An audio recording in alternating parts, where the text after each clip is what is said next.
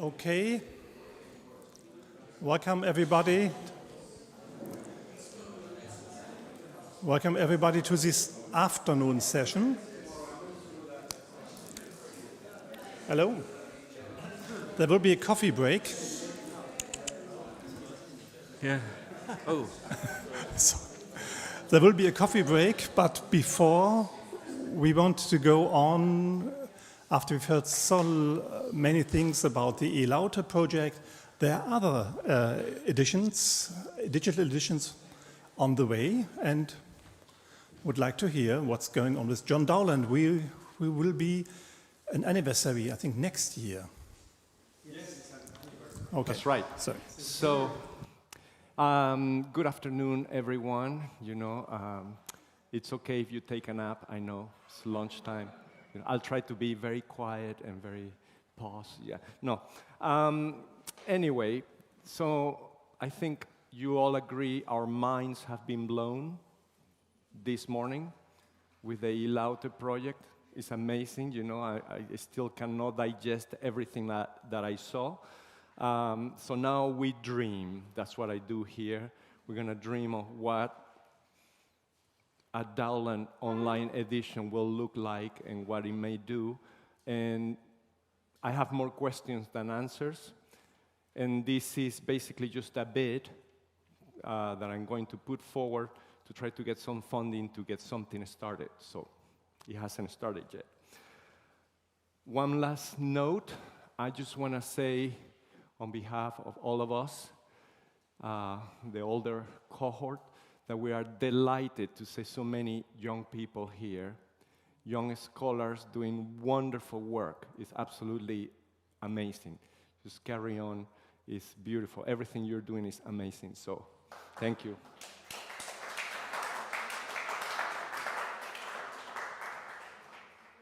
So this presentation is an open forum to share and discuss ideas for a funding application that should benefit the Lute community and beyond.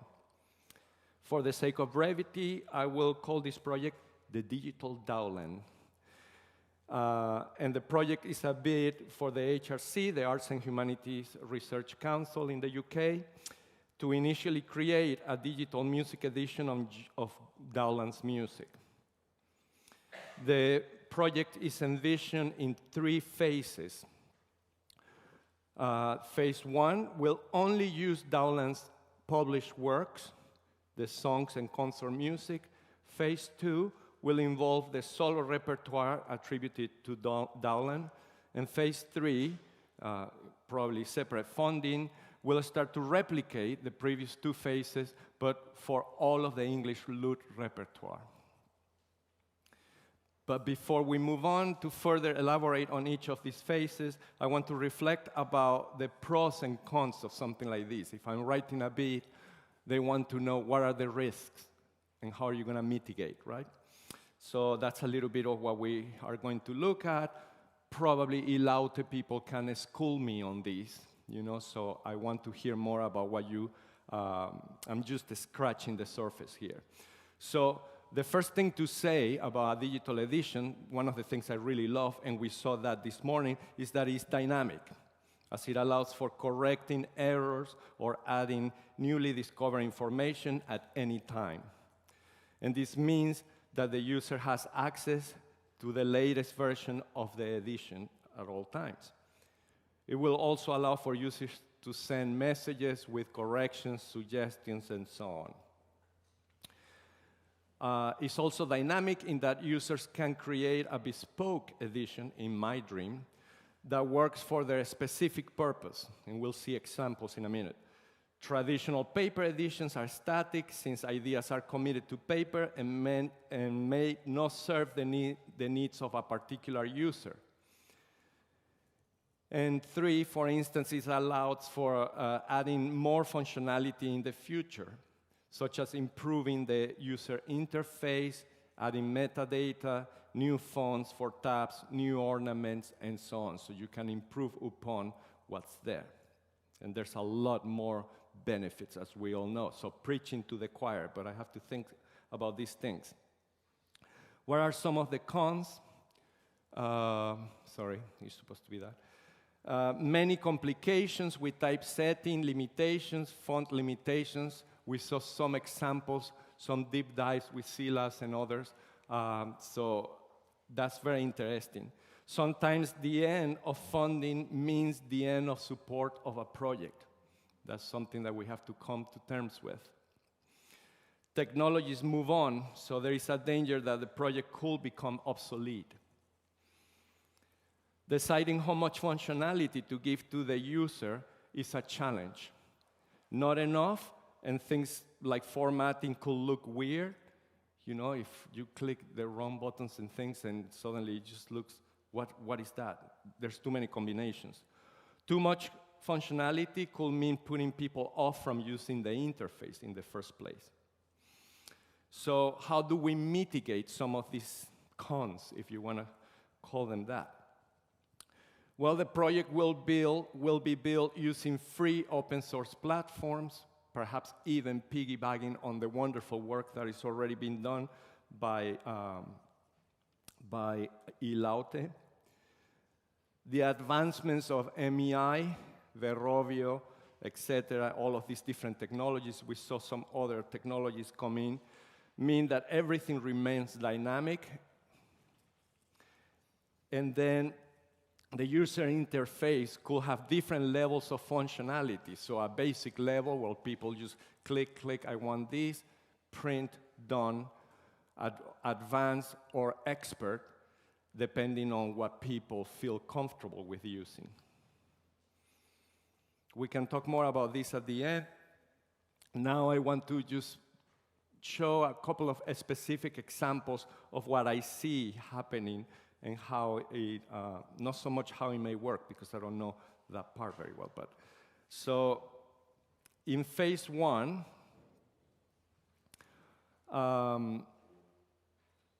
we'll only use Dowland's published works, the songs and concert music, as I mentioned, as this repertoire is undisputably by him. This will create the essential database of Dowland's music that can be then used for other studies using machine learning, stylistic comparisons, and so on. The process involves collecting files from Choral Wiki and similar websites that hold files already for this music, for the songs, in various formats such as Sibelius, MuseScore, XML, MIDI, etc. Other more specialist Lute websites will be contacted to see if they wish to contribute files. This means that we are not starting from scratch, which will help, hopefully, justify, say, look, we have all of these files already, now we can get to the higher level thinking part of this project. The next step is to correct these files so that they can be used by the project. Basic editorial decisions will have to be made on presentation, and as always, based on the limitations we have with our current systems. Available fonts, available rhythmic flags, irregular barrings, you name it. You all know all of these. Assuming the original song is in 4 parts with the Lute tablature, this will be the departing point, something like that, right? To which features can be added. So that's very common, nothing extraordinary there. And naturally, we will have to make some editorial decisions because the typesetting of all this music is different from ours. So I'll show an example in a minute. We can go into a rabbit hole, but already some people have done it here, so just very quickly, I'll just show you a quick example. So something as simple as this ends on a crochet here, and then I'm ending on a minim, and there this is a first ending and second ending, which they don't use, and then obviously this is what they used to call a grammatical accent from rhetoric, so they don't need the long ending because they will take the time anyway, and then these create other problems such as an irregular bar of 5 crotchets right here, and so on. So we have to decide how close to the original source we want to be or how functional we want to be in the way we present these sources.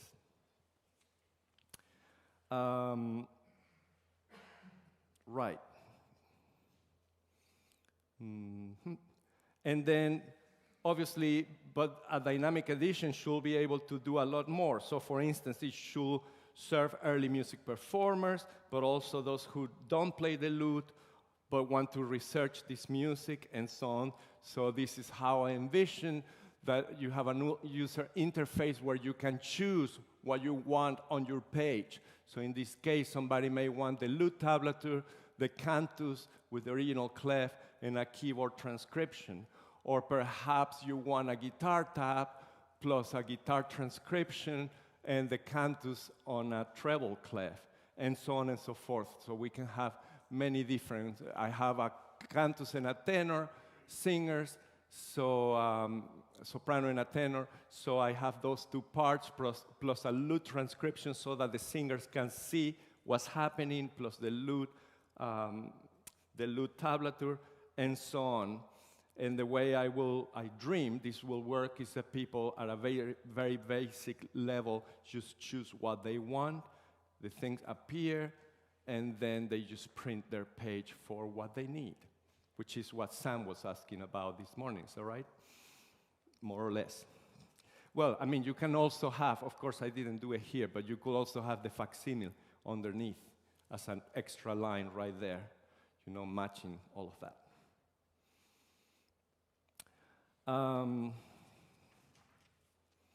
The idea is that performers and researchers can create a bespoke edition again for concerts, teaching, presentations, and so on. And in addition to all these, there could be more functionality. Things like, for instance, transpositions.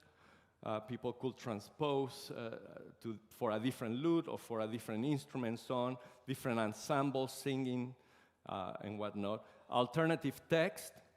This, my chat to some of the E-LAUTE people said this is a dynamic feature. If you allow people to actually input a text, you know, why not? Metadata, of course, original clef, ranges, appropriate lute sizes to sound at pitch, etc.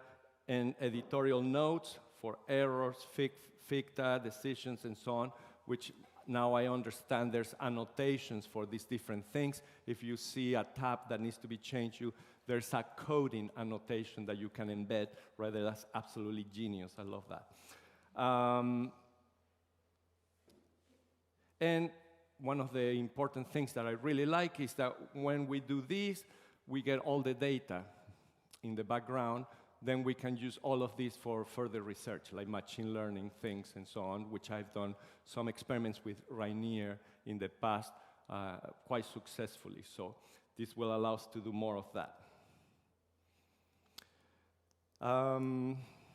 So phase 2 of what I envision, once we create a basic online user interface with all the published music, we can start working with a select number of solos.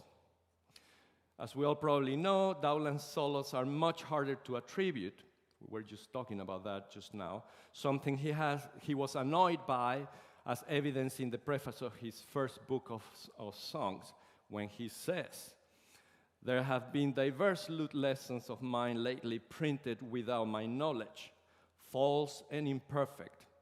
Sorry, we'll still be false and imperfect, I'm afraid, but I promised shortly myself to set forth the choicest of all my lessons in print, and also an introduction for fingering, with other books of songs, whereof this is the first.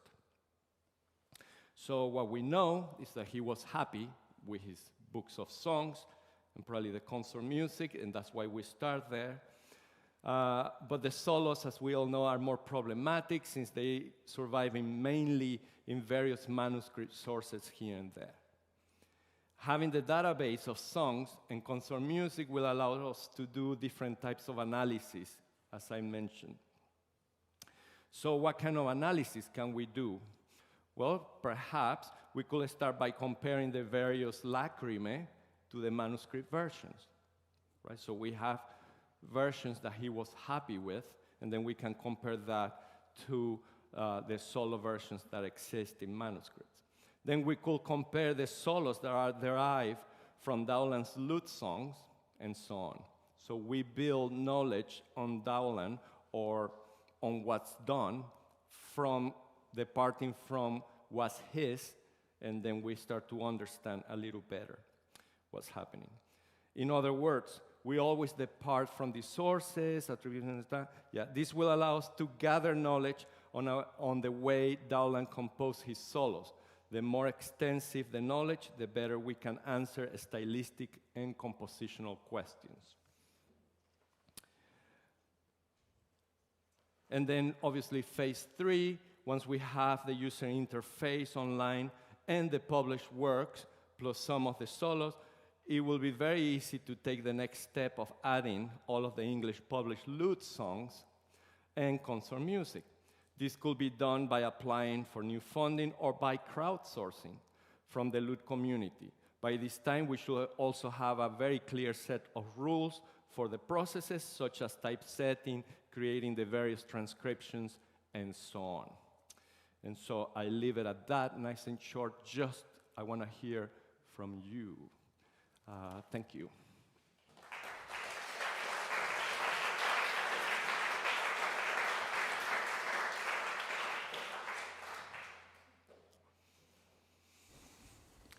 What do you have to say about the dreams of Hector?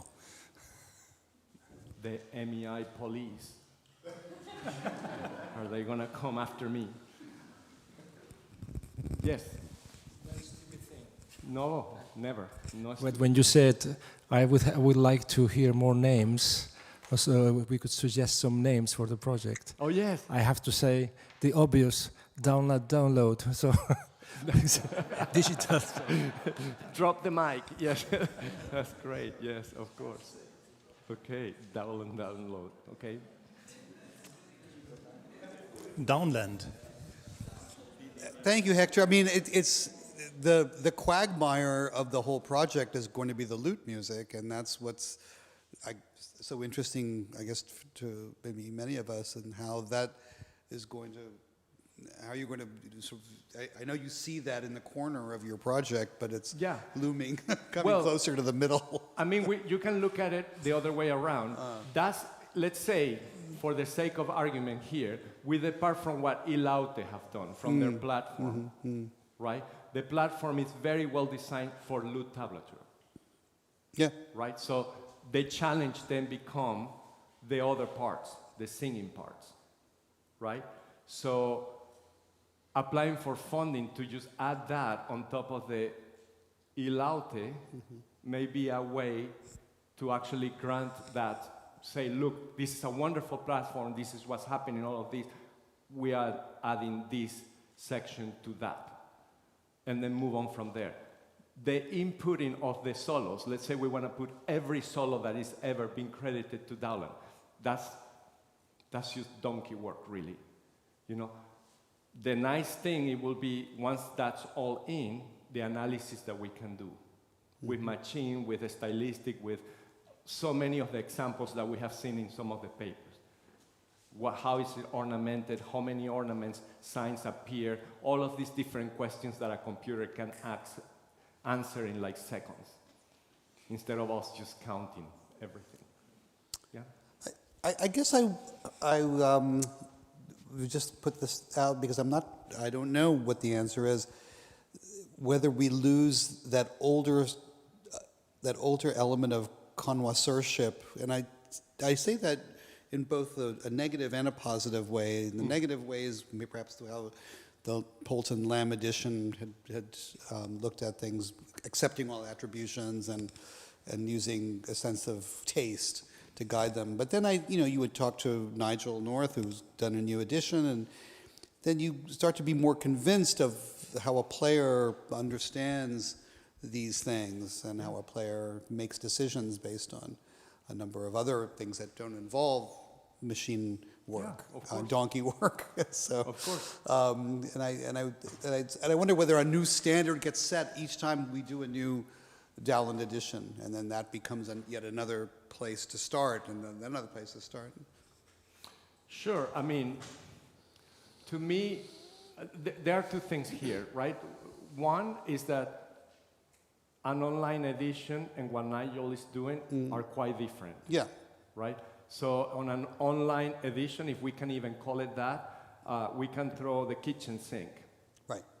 And then annotate that and say, well, this one hasn't been attributed very well, or kind of like a Wikipedia style, right? What Nigel is doing is more exactly what you say. He's a professional, he's been playing this music for donkey years, and now he says, I have a very good feeling about what is and what's not, right?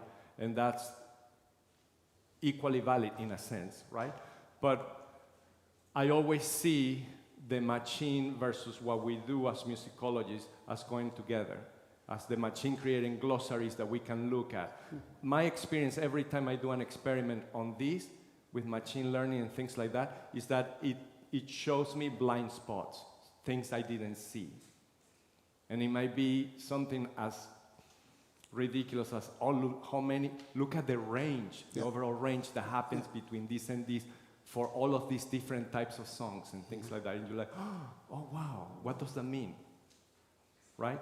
So that's all I'm saying. I think we still need to continue this dialogue between what the machine does and what musicologists do, and this continuous thing. Thank you. It's just a tool. Yeah. I just wanted to counter what Victor said in one respect. The concept of connoisseurship, which is obviously valuable and marvelous, but increasingly in, for instance, the world of fine art, and for instance, here's an example of something very interesting and relevant to us.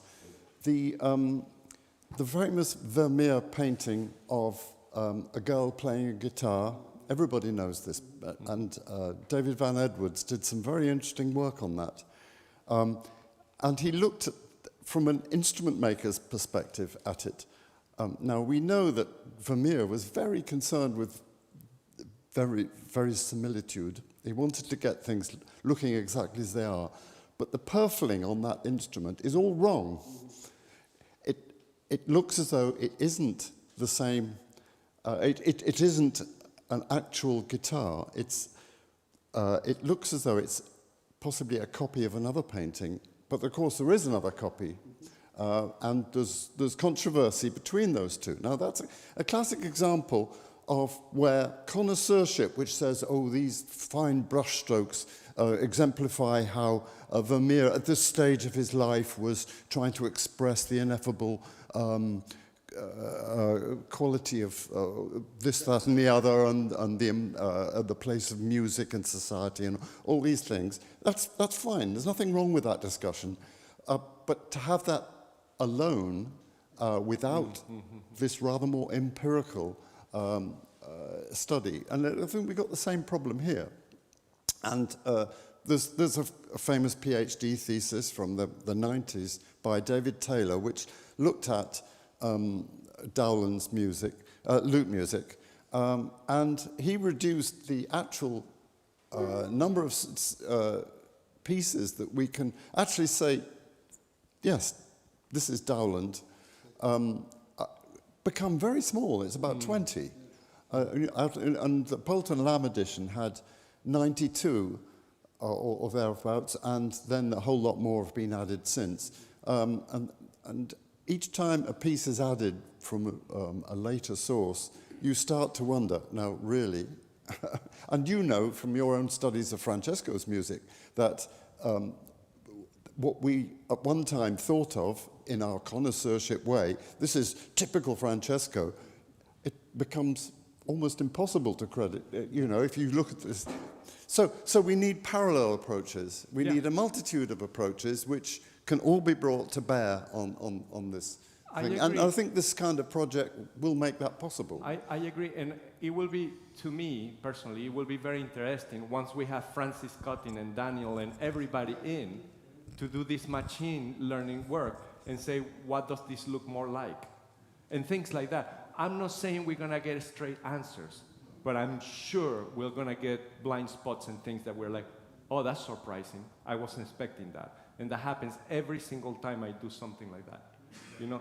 But in the background, the big thing is we need the data online to be able to process all these things. So this is an excuse to start doing that.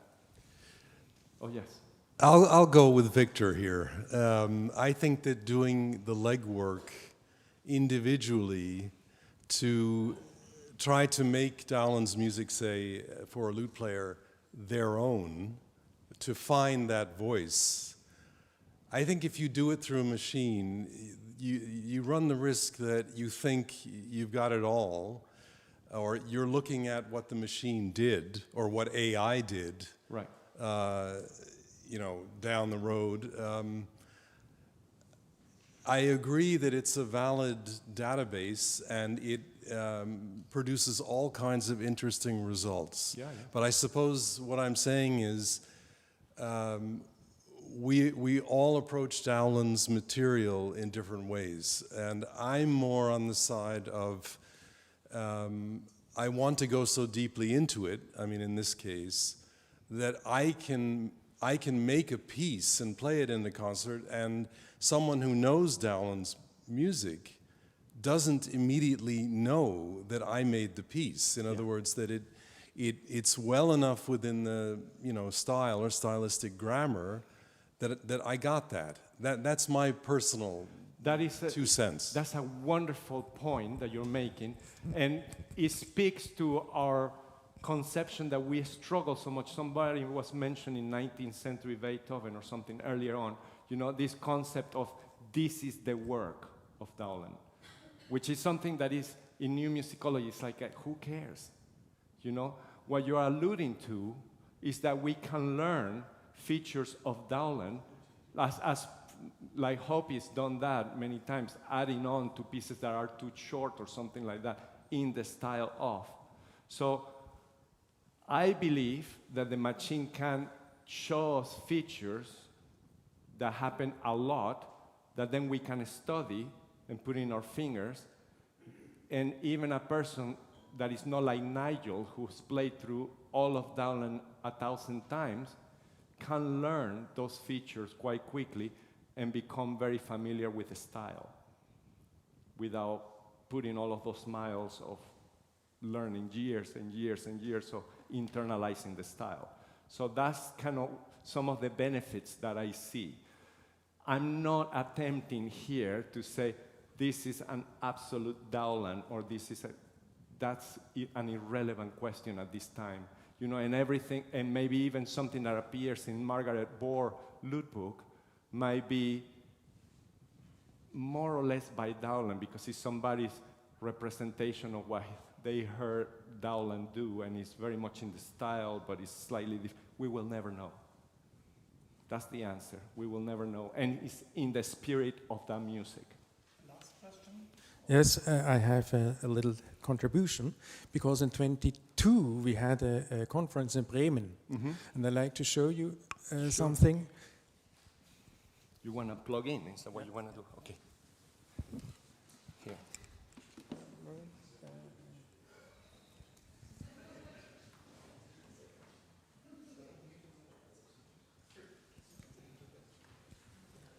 Do you want that? I hope it will start. Yeah. You see here, I made a database based on the work by Don Crapes. And this is a very important starting point because the musicology will use the work by Crapes. And it has, of course, many problems. So I proposed then to use this database to make the edition of Dowland. And we made a group, and we had 2 meetings, I think, Tim. Yeah, but it's not really gone. So I suggest to give you this other bass, and so okay, you can start. Of course. Thank you. All right. Thank you, everyone.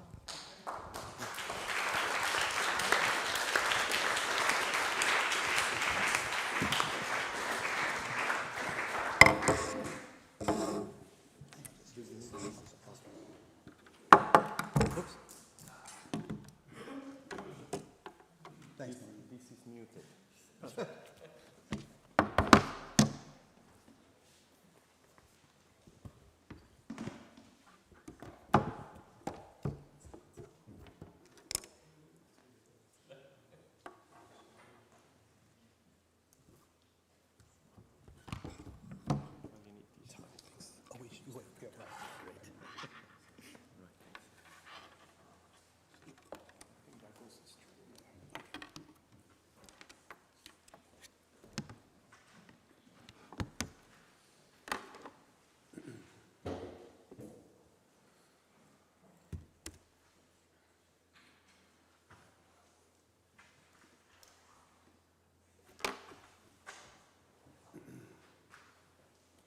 Sure, Nigel's ears are burning right now and in The Hague and waking up, turning around and kicking the covers off his bed. The manuscript sources of 17th century Italian lute music, published in 1995, was a complete revision and update of my 1989 UCLA PhD and was dedicated to bringing under bibliographic control a large and extremely diverse Italian lute repertoire of around 2,000 manuscript pieces copied between around 1590 and 1690. The focus on Italian sources within this 100-year period was neither arbitrary nor artificial.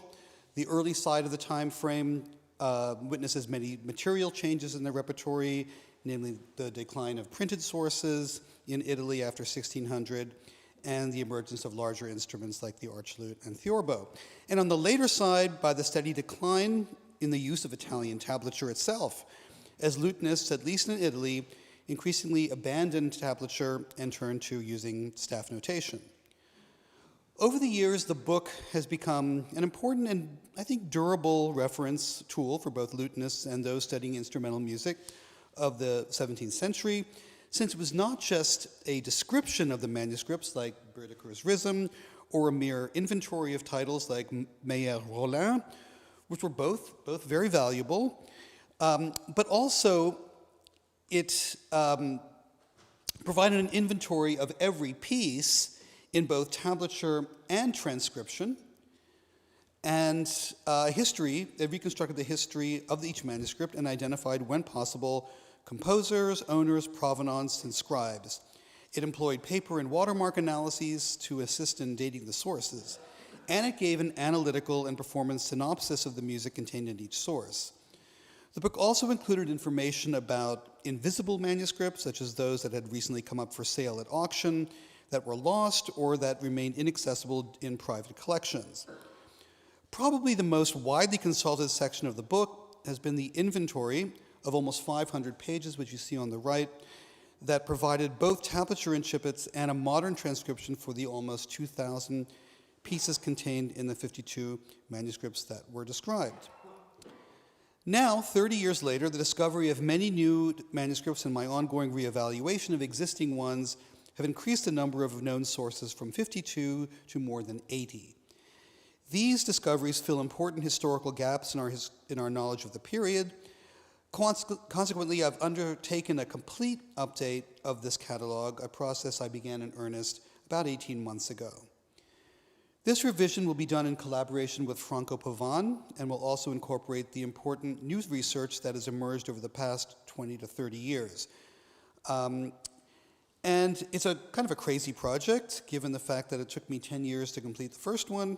And so I decided to name this project Il mio ultimo croce a portare.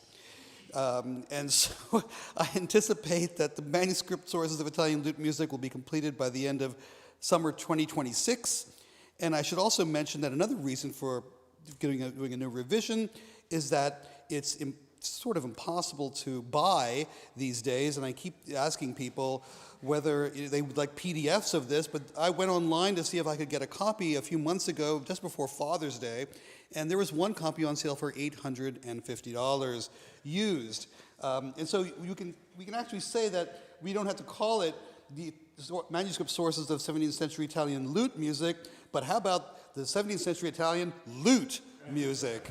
And so that's what we have here. All right. Coming back to these manuscripts was interesting because I almost felt like when an ethnomusicologist, after 30 years, doing a longitudinal study of a culture, and returning from time and time again to see how that culture had transformed, whether through modernization or the way that younger people had come in, or whether other anthropologists had now begun to intervene in that world. And of course, all of that has taken place over the 30 years, whether it's performers recording the repertory, or whether it's other people working on it, or in the digital world of manuscript studies, reattributions, the obsession with concordances. There's a number of many things that have taken place that have been very exciting and have caused a lot of rethinking about this. And so in that way, I think this revision is along the lines of many other types of musicological or ethnomusicological studies of returning to a culture and understanding how it has modernized itself. And in fact, most of these things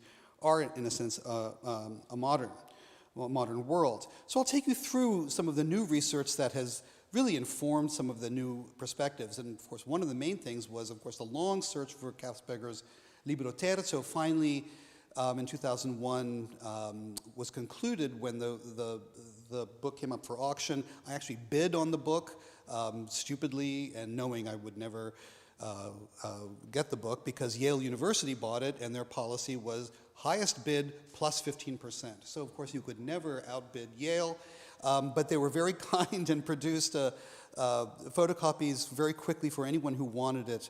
But the Libro Terzo was very important in finally putting another pillar of a lost repertory of one of the most important composers of the early 17th century, and I'll come back to the Libro Terzo in a second. Modern B was another one, a very important, perhaps one of the most important Theorbo manuscript, which I'd always seen as containing pieces by Kaufsberger, but there was always this issue of these initials AP that looked like AP that was widely thought to be Alessandro Piccinini, and in fact recordings came out recording this as Piccinini, and as Franco Pavon recently showed, that in fact those were not by Alessandro Piccinini, but by Antonio Fender. It's great to have a name like Fender, who's also a lutenist in the 17th century. We're just waiting for a Gibson to come through, or Paul Reed Smith. And so, but you can see that even the database, Steuer Lutz, does continue to put Piccinini, this, and it reminds me of the Josquin attributions that continued in the Norton Anthology of Music for decades after David convincingly pointed out that Mille Clés was not by Josquin. No question that Anne-Maria Dragosic's biography of Kaufsberger with her virtuoso archival work has contributed an enormous amount of perspectives on not just Kaufsberger sources, but in sources all around. And I'm working quite closely with her for the revision of her book in English. And it shines a lot of new light on certain autographs by Kaufsberger, such as the manuscript in Rome 4145. We're now able to identify through her work the possible students, the pedagogy, the time period when this manuscript was compiled from beginning to end. And the English translation will also contain so much new material, and I expect that will come out within the next 18 months. A new dissertation that I supervised just last year by Parcival Castro at the University of Strasbourg is a really exceptional study by an elite player who really understands the work, and he dealt a lot with on the simple side of transpositions and inversions in tablature, but what he was able to do is open up a new way of looking at a lot of theorbo sources. That too is about to come out in print in the next year. He's a publisher has already accepted that for publication, and he's doing a revision. Art history comes in from time to time, and in fact more often than I would thought. You know, in the book, I remember finding these pieces by Petrizzano in the Berkeley manuscript, and of course this is Petrizzano, the same Petrizzano that Carracci painted, one of the most beautiful paintings of a lutenist, although I like the way that he has the lutenist playing up there in the top frets, just to get him into the frame.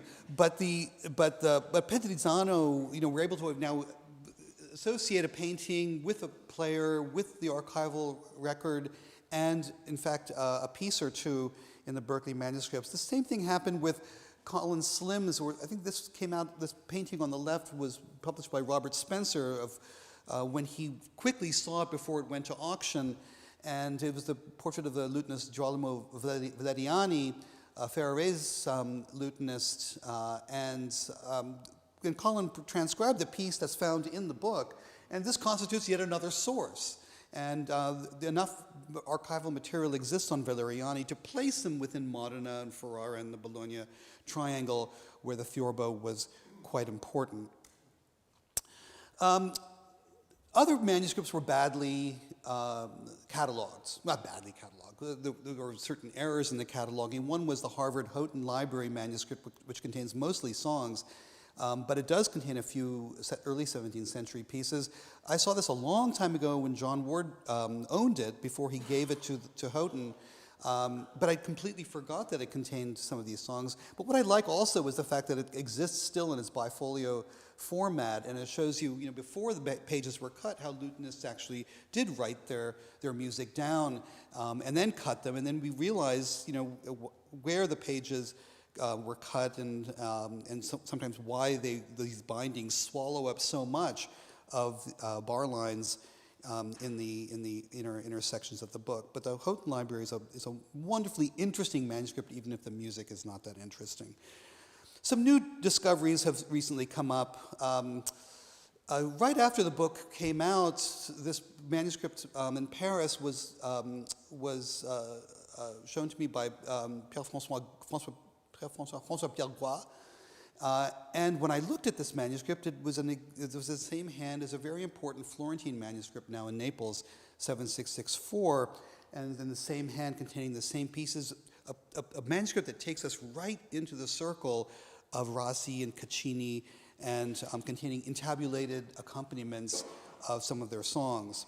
Another one that was just sitting there in the Bibliothèque Nationale catalog was 127, and I realized that Nani Bridgman had actually written an article about it. She owned the manuscript, and in the Sartori Festschrift, she wrote a small but very, very perspicacious article that described this interesting source, again with intabulated accompaniments. So there's two more from the Bibliothèque Nationale that are important.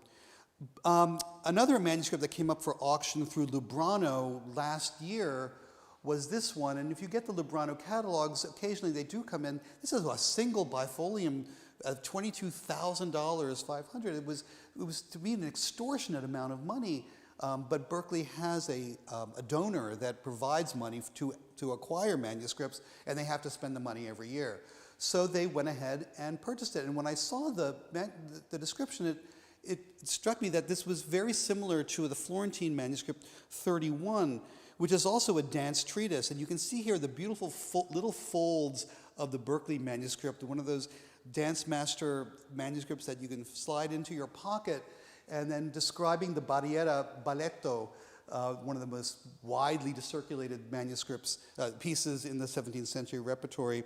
And it's very much like, there's a page with the tablature music, and the dance descriptions are really quite explicit. And there's Florence 31 on the right, again another manuscript that is very similar.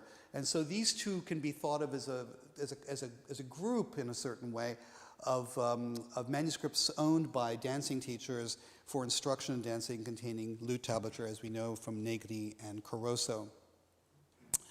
There's no question that the Albani manuscripts, the discovery of these 20-odd manuscripts, have been incredibly important in the history of lute music, particularly of the late 16th century, containing works by Treccetti and Pinti, the cavalieri, if you like, of the lute, and contains music that is in many ways really exceptional and virtuosic, and already recordings have taken place, and solo tours are featuring these works.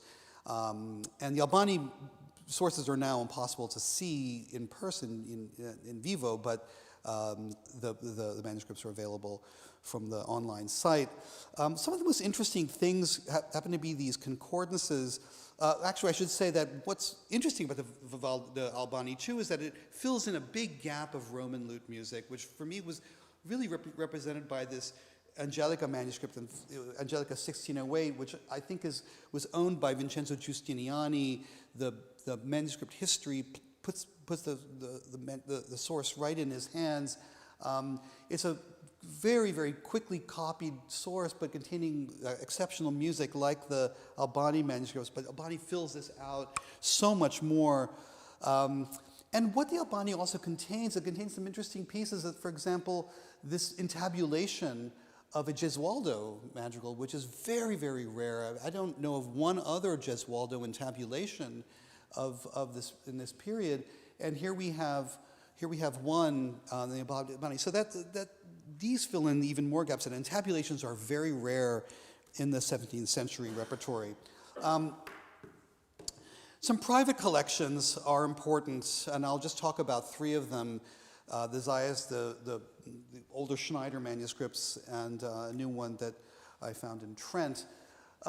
Here are some things from the Sotheby's catalog. This is the Schneider, one that was bought by Schneider. I did not bid on this one, not that I would have been any more successful. But we do know that Schneider, recently that manuscript has been copied, and it has been circulated. I think Joachim Lütke seems to have most of the information about this manuscript, but it's a very important 17th century manuscript that contains both lute and theorbo music. And the hands of the photographs that I've seen, some of the hands seem quite similar to some of the hands in the Albani, one of the Albani manuscripts. So this is just a very provisional scribal concordance, but it's something that has piqued my interest more in looking at more of the Schneider manuscripts when that manuscript does become available completely. The Zayas manuscript is another enigma, and it's another very important. Of course, there's Zayas's famous book seal, Ex Libris. Why worry? Well, I'll tell you why I worry, and I worry because I'll never see the manuscript live of the Zayas. But this is another important work that contains both lute and theorbo music. A new one from a collector in Trento has some interesting sources, and I went and looked at these over the summer. And this is another area that I didn't devote enough attention to, and I want to, and that is these mixed tablatures, in which partially are for lute and partially for larger instruments, featuring a wide range of chronology that takes place. And so this is one that does have both of those, and there's some pieces that are clearly for theorbo at the end of the Trent manuscripts. So there are a number of them. Berkeley 757 is another one that goes seamlessly from a 16th century repertory into a theorbo repertory, showing either the persistence of the 16th century repertory in Bologna in the 16 teens, or the fact that the manuscript was copied over a much longer period of time than previously thought. A new one that is just about to become available in Genoa, a private manuscript, has already now been inventoried in the database, the Storia Lutz, and this is a manuscript that's in Genoa. And it's dated late, 1660s, 1669. It's not clear if that date is accurate or not, but it would place it into as one of the latest manuscripts. After all of this, what happens? You know, the latest manuscript that we have is 1691, at least in the Italian repertory.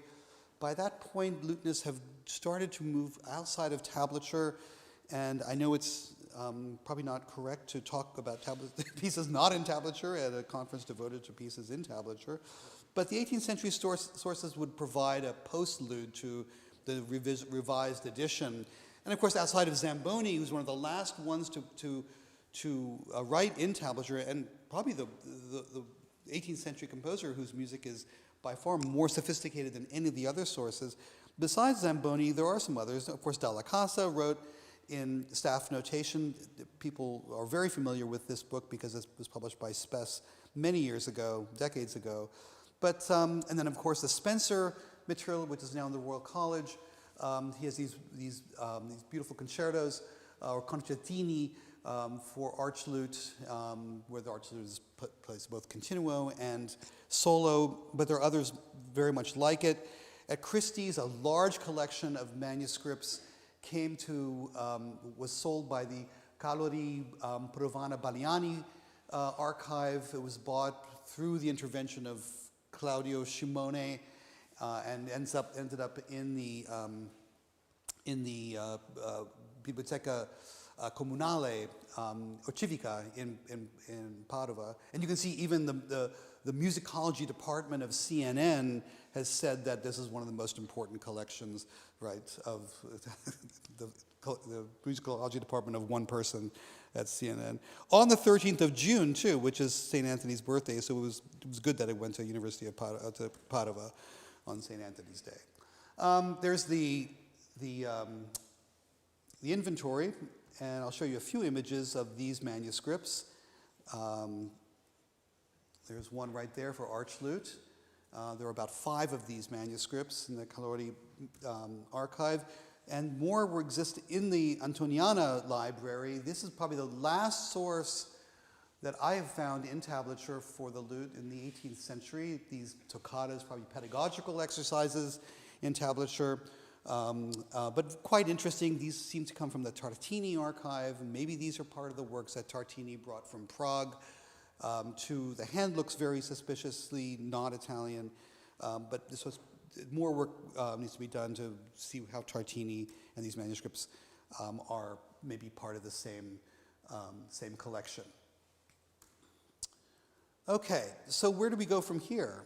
And the questions here, the path forward would be maybe a different type of organization. You know, this is organized alphabetically by library, but I've looked at different categories, and so many of the sources are pedagogical sources. Other sources seem to be ones that have a direct line to some of the major composers. And so the organizational aspects, to me, I think are a place where I think I could maybe make some more serious ones. In the end, this is a musicological study. I mean, it's part of what I do. It's part of what my life has always been, which has been working in the 17th century, late 16th and early 17th century, and bringing together art history, bringing together cultural history, archival history, talking about patronage and talking about music. And I think in the end, the book will continue to be that type of book, essentially a large historical study of culture in which 17th century Italian lute music and all the sources occupy a central role. And that's essentially what it is.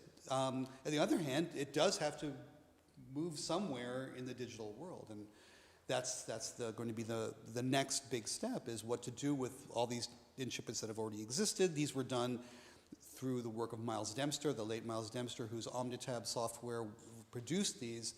And of course, those files disappeared when Miles passed away a little over a year ago. And so there's another stage of this that needs to resurrect that material and put it forward. But I look forward to this work. It's very exciting, and I love working with this material. And there's so much new work coming out, so it's an exciting time to be working in 17th century Italian lute manuscripts. Thank you.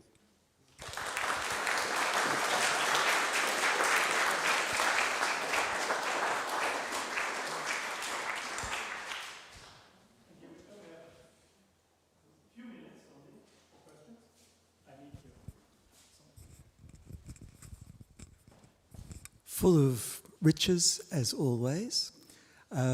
Just an anecdote, you might be able to get Miles's files. I went last year and made contact with his son in Mexico City, and so I can do that for you. I'll have to find my software Quark Express. Yeah, something like that. I wanted to ask about your Stratocaster. The Fender, yeah. Fender, yeah, of course. I wanted to ask you if he's Kapsberger's half-brother. Yes, he was Kapsberger's half-brother, exactly. Yeah, absolutely. He's Kapsberger's half-brother. And in fact, there was a lot of lute tradition that ran in the Fender family. So it goes back quite a ways. So he becomes very important.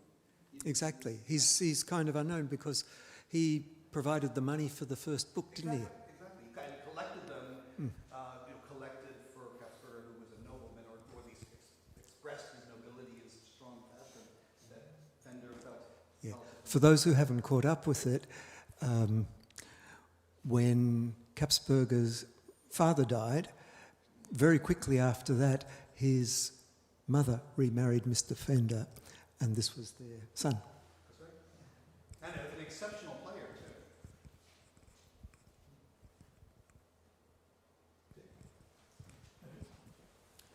Hey, Victor, we briefly touched upon this yesterday, but as I try to wrap my head around E-LAUTE and Dowland download, the first thing that strikes me is the remarkable accessibility to this.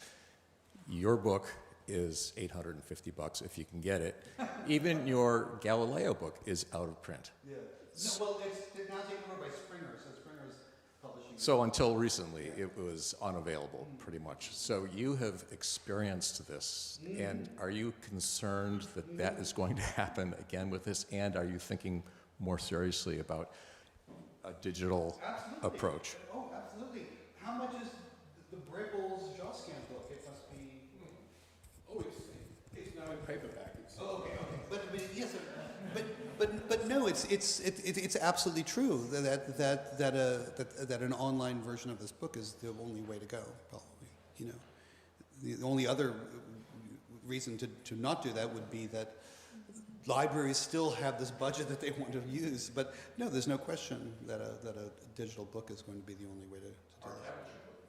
Out yet, and I'm already worrying about that. Right, and that's a book. Right, the encyclopedia is a book, and there won't be a digital version of that. Will there? No. No. Okay. Yeah. So just can add, if you want to get money in Switzerland for a scientific publication, you have to do it open access. You won't get money otherwise. So I think Europe is pushing it very strong to have a hybrid or at least open access publication. And yeah, I think this is a way in the future. Okay, thank you again. Thank you.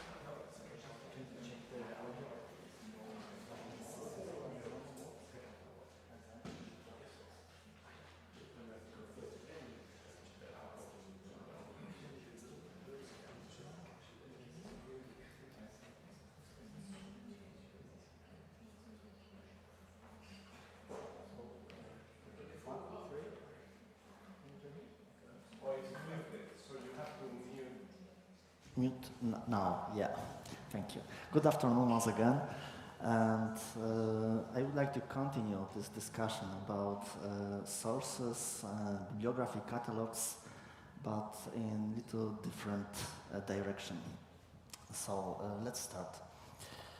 One of the main objectives set out by Howard Mayer Brown in the introduction to his instrumental music printed before 1600 bibliography from 1965 was to point out that musicology lacked synthetic studies in the field of instrumental music, and that music should be gathered, classified, and studied using bibliological methods, particularly the bibliographical method, in a form that would facilitate access to all relevant data.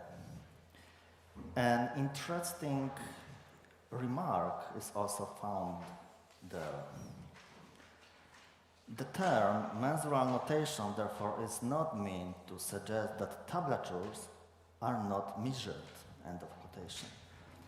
With this brief statement, Brown demonstrated his awareness of his complex issue, especially the problems involved in interpreting lute tablature notation. Referring only to the key publications from this period concerning the transcription of lute tablatures, one can speak, on the one hand, of the great attachment of lutenists to tablature notation, and on the other, of a certain notation barrier that developed first among musicians and later also among musicologists. I'm thinking, among others, of Programm and his Livre de musique pour le luth of 1680, in which, alongside the tablature notation of his compositions, he included a parallel notation on two staves in the C3 clef and the bass clef. In this way, he showed that lute repertoire could be transposed into a more widely used system. Programm understood that tablature, for perfect for lutenists, was hermetic to other musicians, and thus limited its circle of recipients. A similar point of view can be found in François Campion, who in his Traité d'accompagnement from 1716 openly admitted that lute notation complicated both teaching and performance practice, whereas its transcription into staff notation increased clarity. At the same time, the famous polemic between Johann Mattheson and Ernst Gottlieb Baron, including among its topics the usefulness and comprehensibility of the lute and its notation. Robert de Vizet, in his collections, 1716, included works for theorbo and lute mise en partition, which was a practical response to the same need. The discussion on the value and limitation of tablature continued throughout the 18th century. I will mention only Friedrich Wilhelm Marburg, who in 1760 pointed out that tablature restricted the possibility of fully understanding musical structure, and Jean-Jacques Rousseau, who in 1768 wrote about its incomprehensibility to a wider circle of musicians. We can therefore speak of the problem of a tablature barrier, which was a real experience of musical practice and was already recognized in the area of its greatest flourishing. Regarding musicologists and the debate around lute music transcription, one may say that it has now lasted for over 100 years. Peter Danner, in one of his comments published in the Journal of the Lute Society of America in 1969, noted that lute music essentially attracted the interest of two groups: performers, specifically lutenists and guitarists, who were primarily concerned with the easiest possible conversion of notation for the purpose of performance, and the second group, musicologists, generally regarded at the time as non-performing, who were interested in the understanding the composer's intentions. Both perspectives, however, were associated with different forms of transcription. In my presentation, I would like to focus primarily on manuscripts and on the period of the second half of the 17th century and the 18th century, that is after the so-called Nouvelle Accord Ordinaire.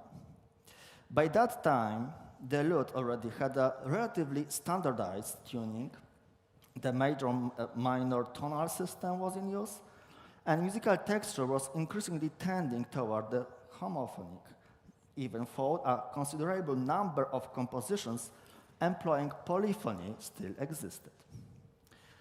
Lute compositions were also functioning more broadly in accompaniment with various instruments.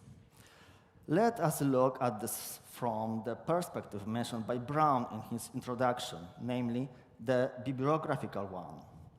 Among catalogs, databases, and certain editions of lute music, apart from key information about sources, provenance, dating, places of preservation, and lists of compositions, concordances also appear.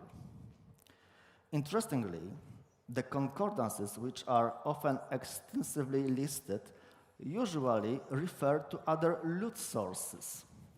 Of course, such efforts should be continued, but it is also worthwhile to look beyond this circle, to see lute sources not in isolation from other repertoires, but as sources within a network of connections. This was one of the reasons behind the launch of the pilot research initiative InTab, so Incomplete Tablature Sources in European Keyboard, Lute, and Guitar Music Notation, 1600 to 1800, which is intended to concern compositions written in lute tablature for which concordances in the notations other than lute tablature can be identified. In today's presentation, I would like to present a fragment of such work and invite you to collaborate. Before we move on to analysis, let us once again draw attention to the crucial issue of the notational barrier. This lies in the interpretation of lute tablatures. The performer's freedom in the interpretation of rhythm becomes an obstacle in analysis, for example, when preparing editions, because it makes it difficult to obtain unambiguous results. A tablature sign indicates a fingering for the left hand and a course for the right hand, whereas rhythm remains an open area. By contrast, a note written on the staff is a sign that, in principle, determines both pitch and rhythm, but does not allow for indication on the left-hand position. Brown's words that the term mensural notation therefore is not meant to suggest that tablatures are not measured may be slightly reversed to suggest that lute tablatures can in fact be measured with the help of mensural and staff notation. What does such a shift mean? The best way to see this is through a comparison of compositions written in lute tablature with concordances written in another notation. Let us see what we can gain from this. Based on the catalog prepared for my doctoral dissertation on the collection of the lute tablatures from the former Cistercian Abbey in Griffiths, I identified compositions preserved in this collection that have equivalent in sources written in another notation, as well as music ensemble compositions for which only a lute tablature version has survived. These were most often for violins, viols, oboes, and flutes. Newly German keyboard tablatures were also taken into account. In the Griffiths collection alone, I was able to identify more than 60 pieces with such examples of concordances. This is only one because of the slide is in size. Among them are compositions by, among others, André Campra, Gottfried Finger, Ferdinand Ignaz Hinterleitner, Wolf Jakob Laufensteiner, for here only the lute parts survive, Georg Philipp Telemann, Sperontes, which we have to say that he was Johann Sigismund Scholze, Philip Wieland, and a significant number of anonymous works. Let us begin with the menuet from the Partia in G minor by Georg Philipp Telemann, who signed himself Melante, preserved in a version for 2 lutes, all for the concordances concern only the part of the first lute. The concordance source for comparison is a manuscript preserved at the University Library in Uppsala, intended for 2 violins, tail, and basso. I prepared a transcription of this entire section for the purpose of analysis, creating in Sibelius a score that combines both versions to make comparison easier. If we look in the particular at the notation of the first violin and the upper notes of the lute tablature, we can see that the similarity of the notation is very strong. The difference essentially concerns only the octave and a few individual notes. We can take it one step further and prepare a transcription from the lute tablature consisting of the upper notes in this texture and compare it with the violin part. As you may have noticed, I removed the ornaments in both versions in order to obtain more reliable comparative results. For both examples, I generated music.xml files, which are, of course, much longer than we can see here.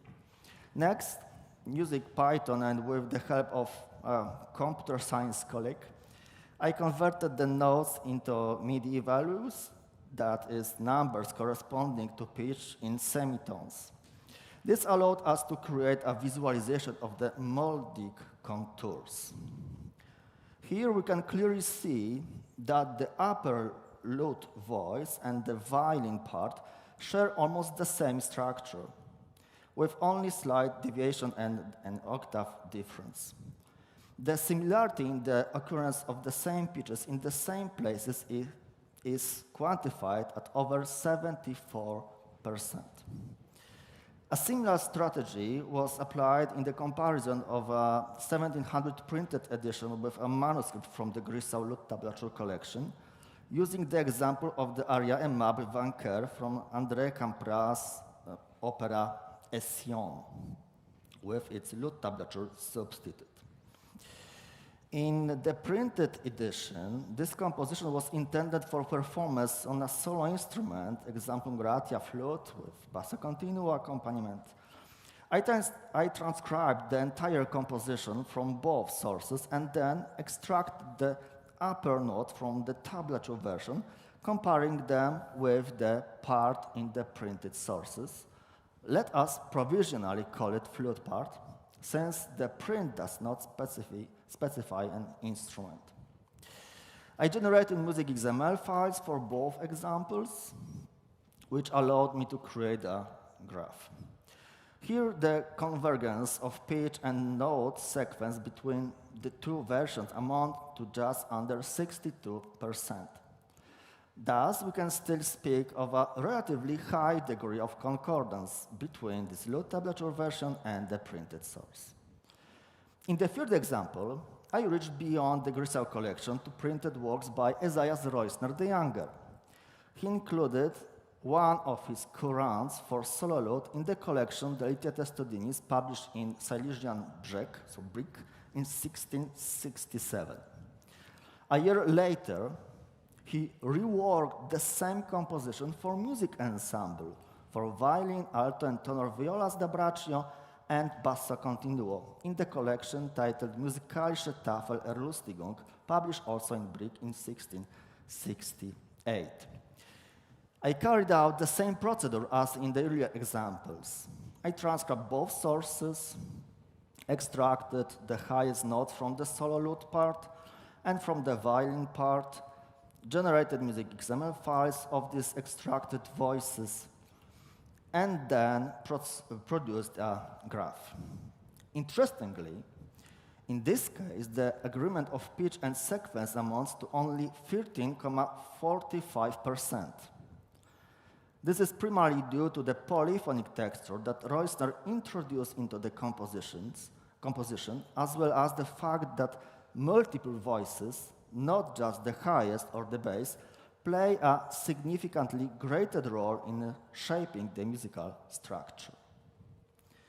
Summary of analysis. From this analysis, several conclusions can be drawn. Of course, it should be emphasized that these results should be treated as indicative rather than strictly precise, since even small changes in notation with little impact on the piece itself can significantly alter the outcome. This is a weakness of the method. Nevertheless, it should be noted that despite this limitation, we are able to obtain measurable results as confirmed especially by the first two examples. This is due to the texture and form of these compositions, in which it was possible to isolate melodic lines from the lute tablatures and compare them with the leading part of the music ensemble, achieving a relatively high level of concordance. So what more can we do with this knowledge? Assuming that in the 18th century, the upper notes increasingly coincided with the leading instrumental parts in music ensembles, we may suppose that intabulations in the Griffiths collection function in the same way. There exists a group of compositions for which there was a clear suspicion that they might be religious songs of a vanitative, meditative character inspired by mysticism, but also excerpts originating from operas. I found texts containing verbal incipits, but the music was much harder to trace. These text incipits appear in the tablatures as titles, and assuming they represent intabulations, I attempted to reconstruct the vocal parts, so revocalization, using the method of melodic extraction. That is, based on the tablature notation, I identified the melodies, supplied the text, and obtained an impression of how these songs might have sounded before intabulation, accompanied by the lute.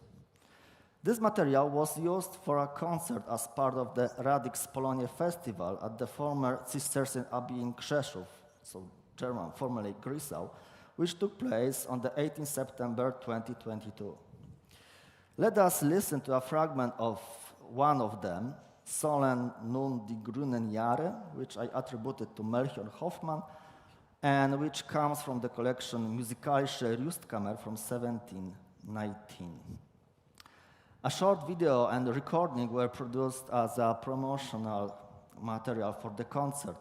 On Baroque lute performed Anna Wiktoria Swoboda with vocals by Anna Zawisza. Let's listen to and show there will be show Cistercian Abbey in Greece. Sollen nun die grünen Jahre und wir Unschuld-Perlenkleid auf ihr schwarzen toten Ohren in die dunkle Ewigkeit, soll mein Blut wie Erde werden, soll man es nicht mehr sein, und so jämmerlich verderben, das ist Seelenpein, soll mein Blut wie Erde werden, soll man es ja nicht mehr sein.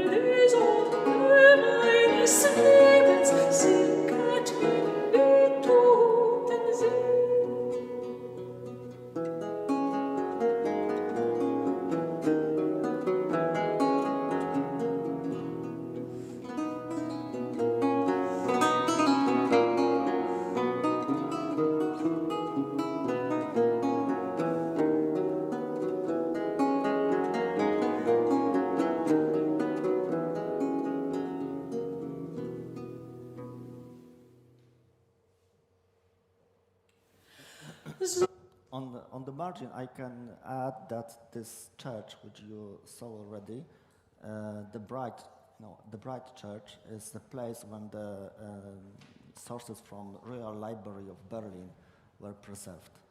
So famous Berlin and Krakow collection, right? Many times sources, the tablature from this collection were mentioned this meeting. So, to conclusion. To sum up, the examples presented here demonstrate not only the closeness of lute and music ensemble repertoires, but also the potential of using this closeness for interdisciplinary research. In my view, this key issue today is not merely the production of further transcriptions or catalogs, although these, of course, remain fundamental, but rather the building of bridges between different notations and repertoires, so that lute tablature ceases to be treated as a hermetic script confined to a narrow circle of specialists. It seems to me that the time has come for lute music research to enter a phase in which tablature data are regarded not only as individual sources, but as elements of a network of repertoires and notations, searchable and analyzable with the help of digital tools. This enables us to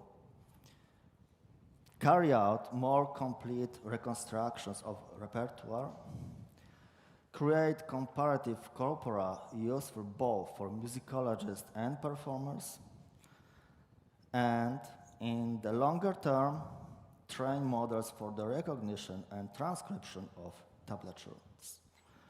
In other words, instead of asking only how do we read tablature, we can begin to ask how does tablature function within the network of musical sources, and how can this be used in research?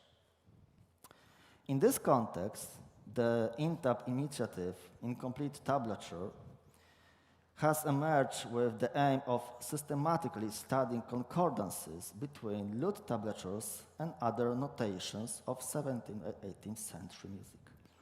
Today's presentation is an attempt to indicate the direction in which such research might develop and an invitation for you to collaborate in shaping its further course. Thank you for your attention.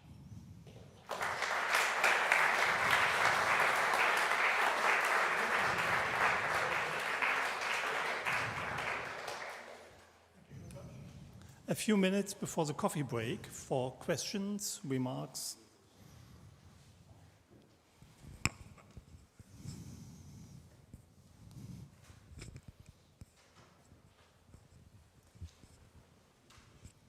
Hi. I really enjoyed your revocalization. I thought it was really beautiful. For the graph that you created with the similarity between the lines and things, so that kind of statistical analysis, did that inform how you created the vocal line? Were you like, oh, I need to have 45% similarity with the tab? Yeah, okay. I made it with my colleague who is a computer scientist, and he used the Python. and it's possible to count how we can, from which reason we can get this sum. But I'm sorry, I'm not a computer scientist. I can not explain how it works. But just I gave you the results as I get it.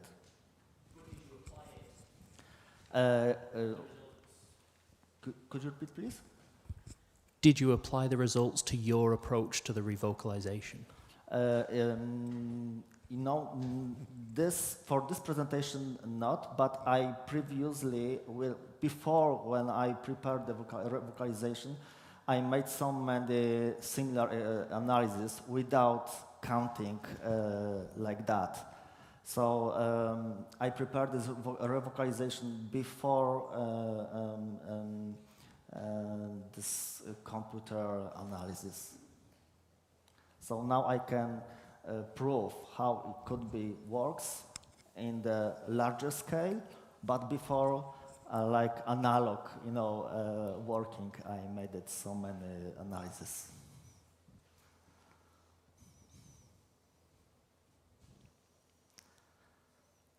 Okay, if there's not an immediate question, thank you again. And now coffee break served over in the cafeteria, and at 4:30, we will meet here again to this fabulous round table organized by John. Okay.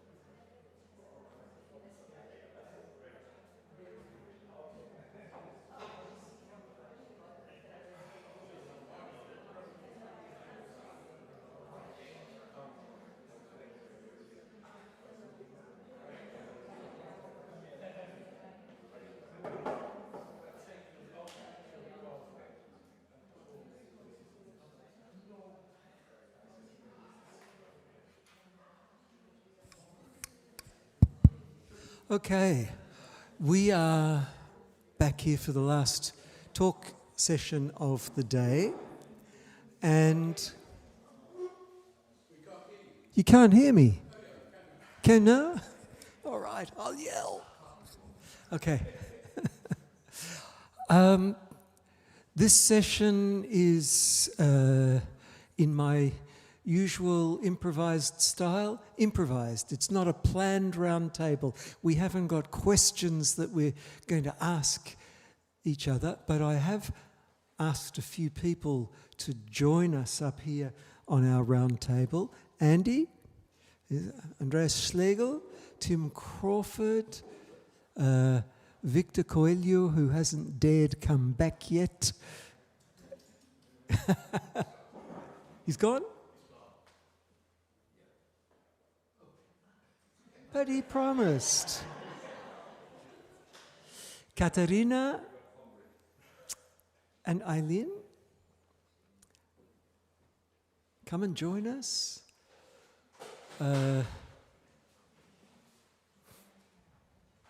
Anyone else? Anyone else with databases that they would like to share and discuss? Well, it's a kind of, you know, we're a straight line with a slight bend, and we're a forum, and here's Victor. He hasn't gone. Here's your chair. Come and join us. Yeah, of course. You're into databases and big ideas. So, during the last couple of days now, we have been talking about all kinds of sources and the work that we're doing, and you know, and I think the E-LAUTE project was really inspiring, and the closest thing that we've got really to a big, large project. But for me, what we need to be doing is thinking into the future, thinking about tomorrow, not just tomorrow, but the day after tomorrow.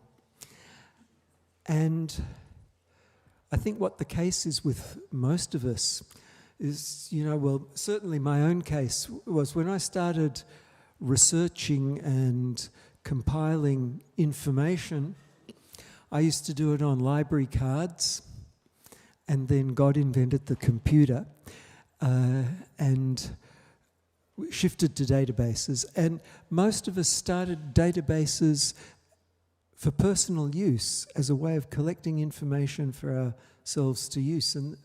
And then along the way, we sometimes thought, hey, all this information could be useful to somebody else. And we started putting these things online so they could be accessible. And they're growing. One of the inspiring things in my experience has been in my work at the Renaissance Centre in Tours, where nearly each one of the researchers there had constructed their own databases. And then we decided, hey, wouldn't it be good if we could get all of these databases to talk to each other, to create some kind of way of making them connect. You can do it in various ways, I'm sure, and I don't know the answers because I'm not a computer person really, and I just like to try and sow seeds into computer people's brains. So wouldn't it be great if all of this stuff that we had could all somehow talk to each other? It's like the thing, you know, I was saying yesterday in the introduction. We think we have something like over 100,000 tablature works that we don't have in a kind of, in an inventory, we don't have the kind of bibliographic control that we need. You used that term before too, because both of us got it from Howard Meyer Brown, who used to teach us that what you needed was CBC, complete bibliographic control. And of course, as time goes by, with the way that there's been such an eruption in online resources and digital materials, these days, keeping complete bibliographic control, I think it's kind of almost impossible. It's a daily struggle. It's one of the things. So we thought we'd have this round table so that we could showcase some of the things that we've been doing, that individuals have put together, and start to discuss it. So I'm going to ask Kateryna to start, because she was telling us all about the database, but we didn't actually see the database this morning. So it's over to you.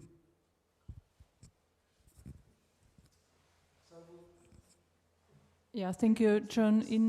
In E-LAUTE project, we have two persons who are responsible for the database, and I would like to ask if we may to invite Cordula Kropik, the Germanist in the E-LAUTE project, also on the stage. Yeah, yeah. Do you like to come here?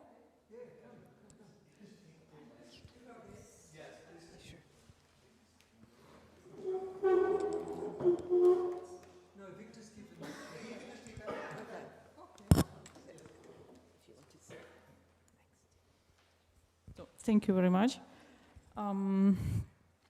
It's our title page.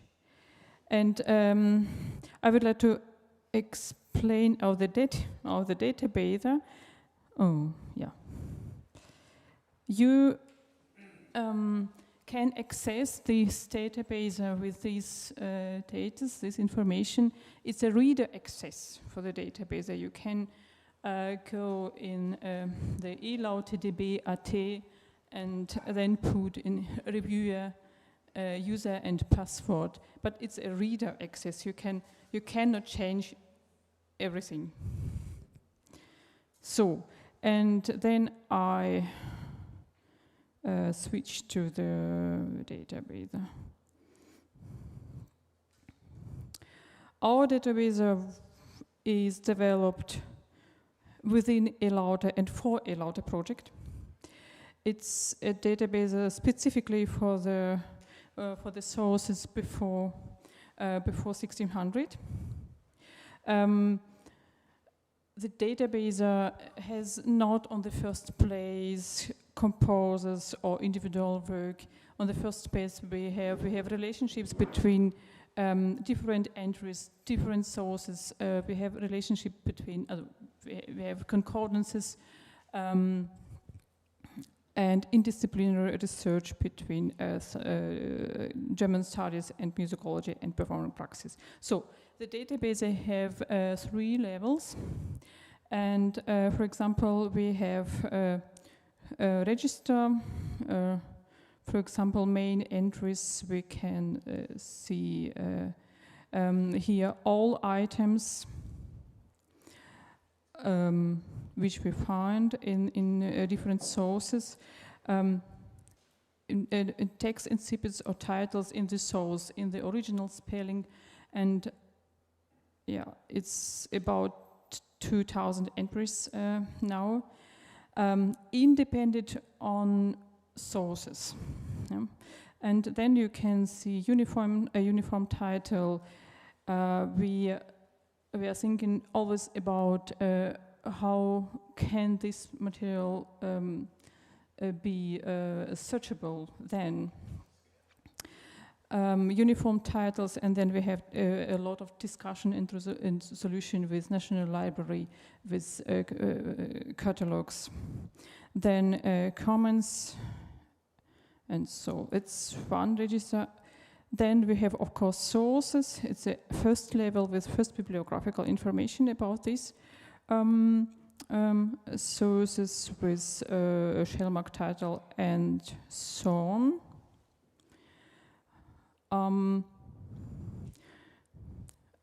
Then we can see genre and types, or for example, functions or medium types. We can here define which the terms we need. For example, this is one Gebetsbuch or Songbook or Tablature book or and so on. We have specific register, for example, text forms for the German studies and for our intabulation for our text, which we analyze. It's the first level. The second level, we are going to sources. I show Judenkundig. You can see here the bibliographical information and links to other databases and of course reason. Other projects, for example, it's as a Belgium Lute Academy or database of Marcus Lutz.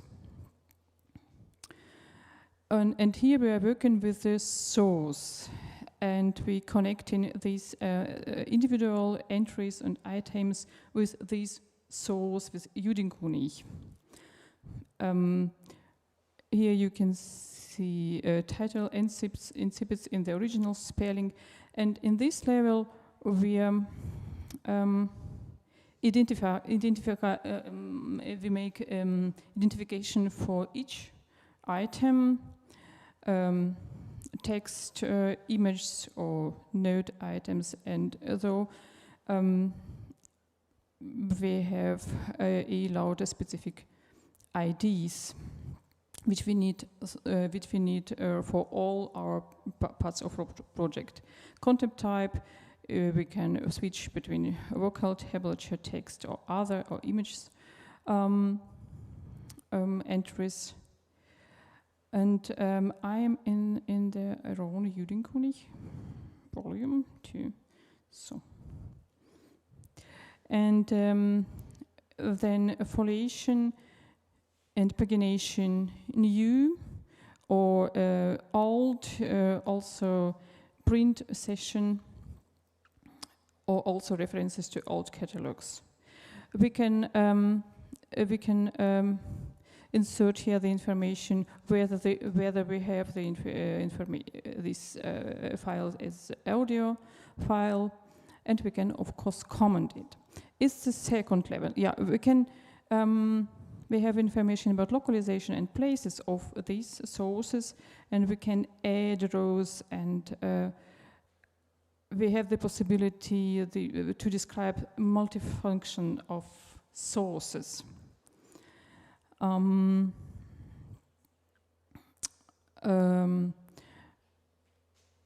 Function and media types, we describe the Judenkundig as tablature book, but also as teacher's book, and we can also comment it. codicology information and also bibliography. So, contents. It's the second level. The third level is about individual entries. For example, I switch to wo soll ich mich hinkehren? And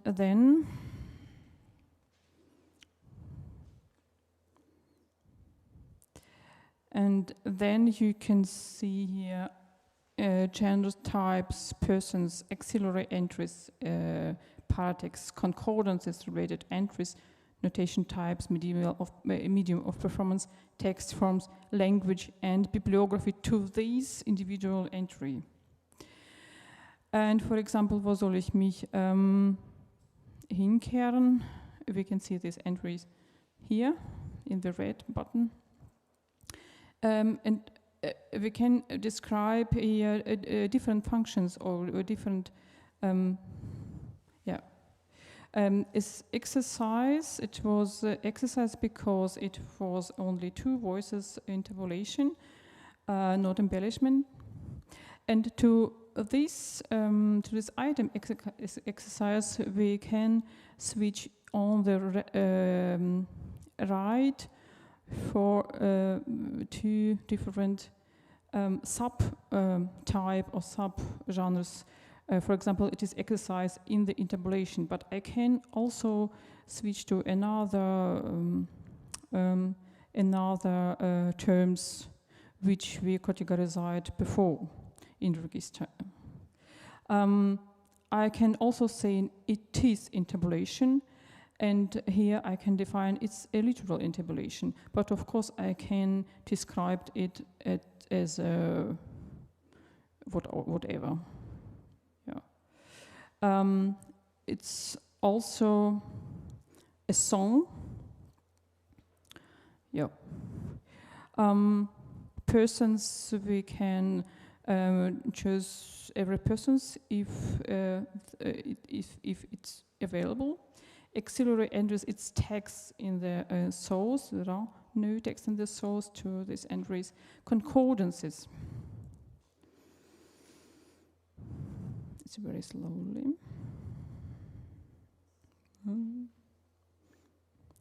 I hope it comes. We are online and it's... Yeah, concordances. You can see here a lot of concordances in text, only text concordances, only vocal concordances here, and tablature concordances. And of course we have comments. These concordances we can, it doesn't work now I think, because it's very slowly. Yeah. Related entries, as I said, it's relationship between, also all relationships, but not concordances, relationships between fragments or vocal model and elaborated variants and so on. Yeah.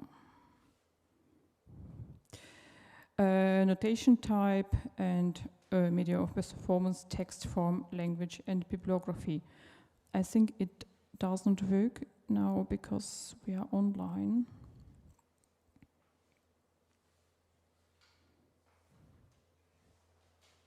So.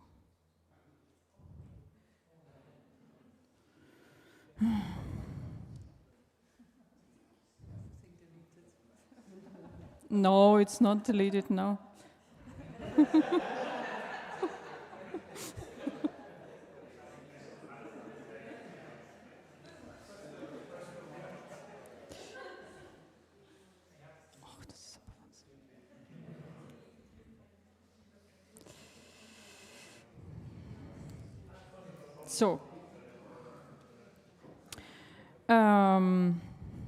So, but we can also search for individual entries. It's the search tools which will be available then on our ÖNB, also National Library Platform E-LAUTE platform. For example, I'm looking for this lied, this song.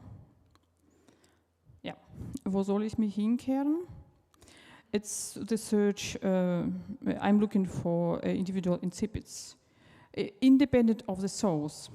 And I see, in my database, I have so many items with these text incipits, and I also have this Wo soll ich mich hinkehren in modern German, a unified title. And we have a sound system in the database. I can click of this button, and I can see all the concordances, all the relationship in the database to these individual entries. Wo soll ich mich hinkehren? And you can see here in different sources, for example here, the sources, Bergrein, or some Judenkönig. Yeah, you can see 100 Wo soll ich mich hinkehren in the database. You can choose between genre types, yeah, you will see it or not, auxiliary entries, concordances, or related entries, and so on. Of course, we can search, we can look in for Judenkönig. I don't know. Yeah, Judenkönig. So, and I will just see concordances, and so I have these concordances. So, and we have this search in the individual sources. From Judenkönig, I have a sound system. I click Judenkönig, and I have this overview in the database what I have to the Judenkönig. Or I can also switch to individual genres or forms and to all individuals entries and terms in the database. So it's very shortly. Our database, we are open for cooperation or with other project. So it's our background. Do you like to show the German study part of the work in this database? Or if there are questions on the German part, I'm open to discuss this. Perhaps I just say that we struggled very much on this database because we wanted a database that is source-based and which is usable for musicology and literature studies, and this is not that simple. For example, we discussed, I don't know how many hours about the term of concordances. I'm a little bit awake on this term now, and I think I heard yesterday and today I think about 10 different senses of concordance, which are not same as we do it. For us, a concordance is the same piece in another source. So if you have a source with only text and no music, this can be concordant to a source which has only music and no text. And this, of course, is a little bit difficult, but we decided that we define a song as a unit of text and music, and that the text sounds with the music, so to say, also if it's not in the source. I don't know if this is understandable. We have sources with only text and no music. Perhaps you just can go back to the presentation for a moment.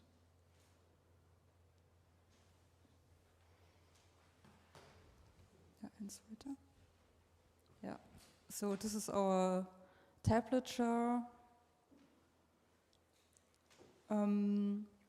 These are our tablatures. There you mostly have only music with no song texts, and of course you also have the part books and scores, where you have mostly music and texts, and you have these sources with only text, and all these sources are concordances of the song Wo soll ich mich hinkehren, with and without music. They're not the same. Hmm? So they are not the same. Exactly. It's the same song. The same song. But It's the same song. I mean, this is the problem with concordances. Of course, they are not identical, but they identify the same song. Yeah. It's the idea of the same song, if you want to put it like this. It's always been a bit problematic for me, the history of concordances, actually. What is a concordance for a piece? And until where we can just go to say, okay, we have, I don't know how, millions versions of Mille Regrets, and these are all concordant or not? And if the keyboard intabulation of this is a concordant for a lute piece or not? Or, I don't know, I mean, to what extent? And I think this is a good place to ask this question, because we are in front of specialists of the lute music. So if anyone can explain me a bit, what do you think of concordances? This is important in databases.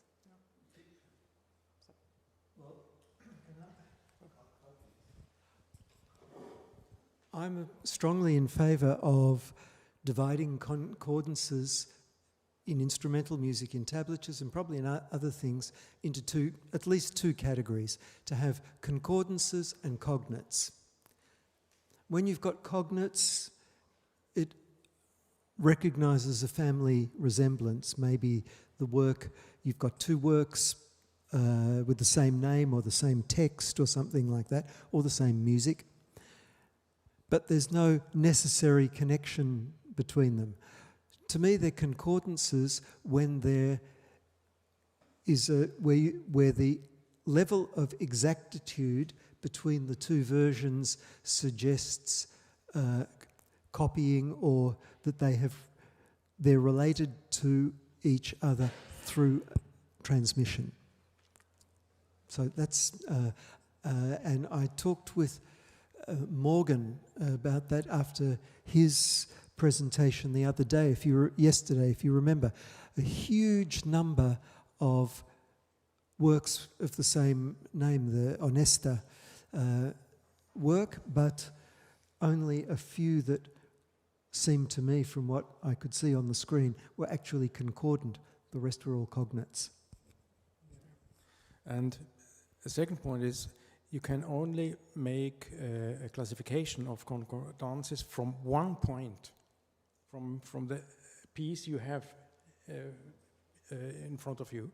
And so you can say this is really an exact concordance. This is a concordance shifted in the tonality, for example, or in the, and so on. So you can make different levels of, and this was the goal when I made the facsimile of manuscript Herold with François Piagois.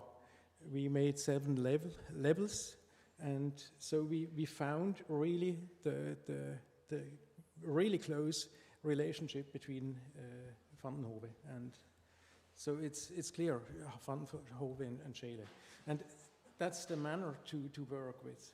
But you have to make it from each source to the other sources. That's the point. So a list is not very useful. It's a starting point, but not really useful. Okay.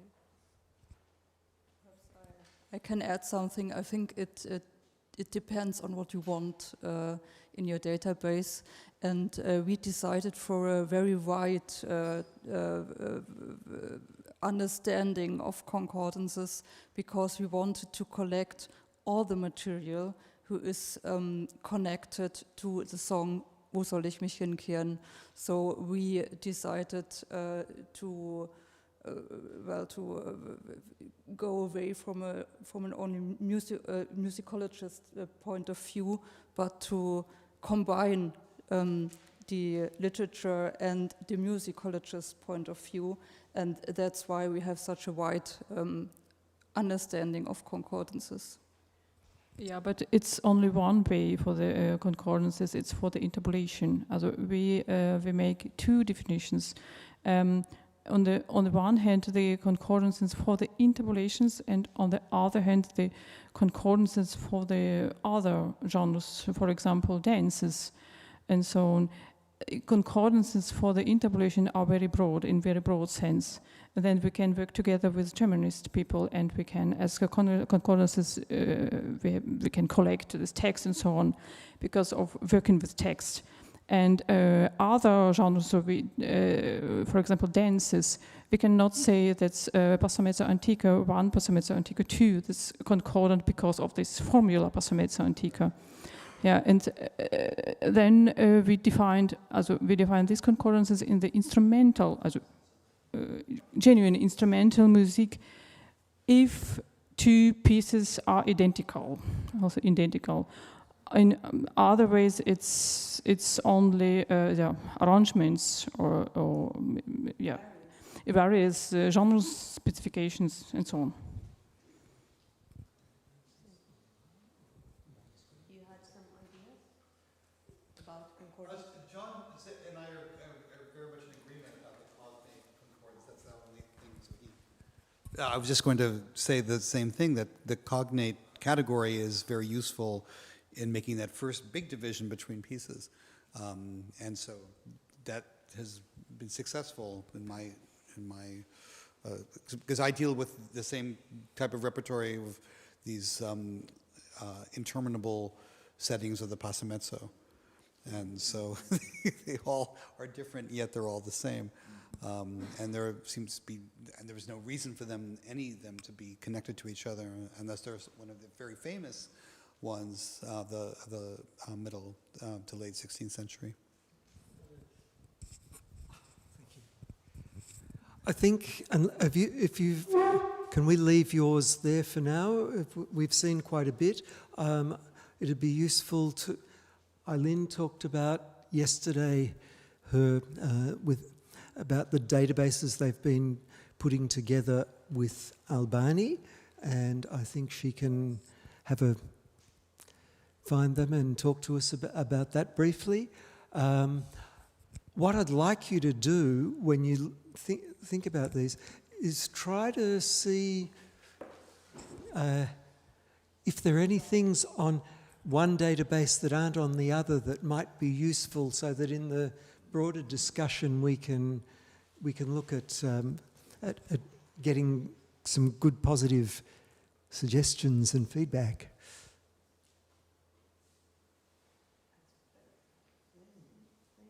Maybe it's another mouse.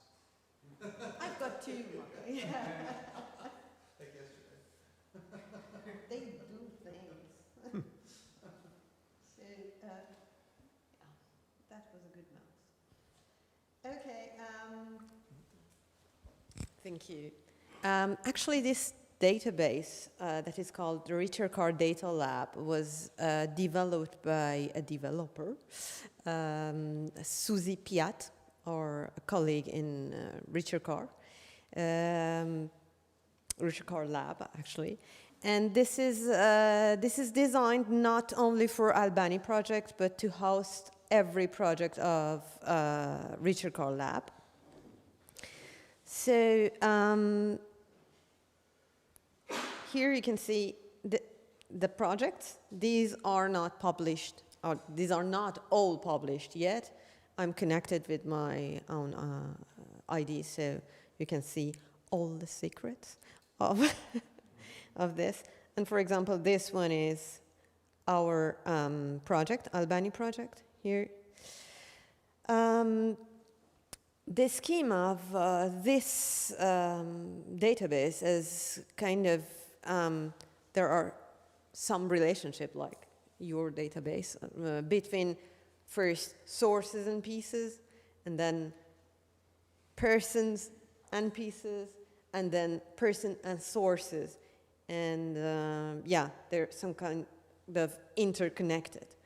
And here you can search by work, by people, or by sources.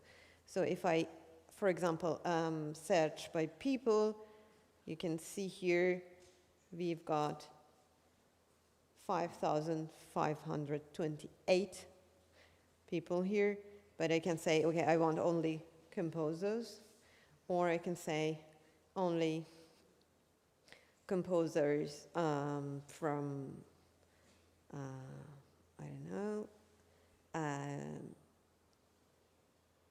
which project? Gesualdo, the project I'm working at now. And for example, Gesualdo, Carlo Gesualdo. And here you can see the map for the events of his life, that's connected, metadata, and as you see, it's draft, it's not published yet, but yeah, some bibliographical explanation, and then all related sources and works to this person. And this is how people are connected with works and sources. This works like this. And this is the back end, the thing that you can view. But if I want to see it and work on it, it's here. But you can't see it. So this is what we call back office. As you see, the variance of names and interpersonal connections. For example, this is really hard to create, I think, when we are in the phase of developing a database. Who connects to what? And you've got links here, the roles, okay, and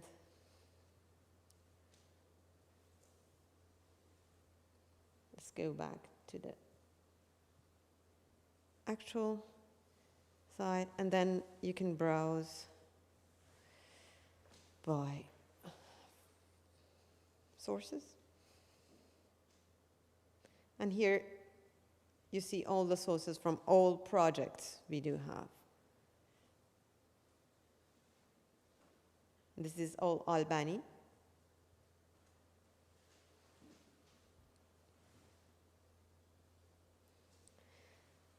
And I don't know if you're interested in seeing what is behind this FFI viewer, or just tell me, because you can, yeah, the viewer or the scorer viewer, or both? Okay.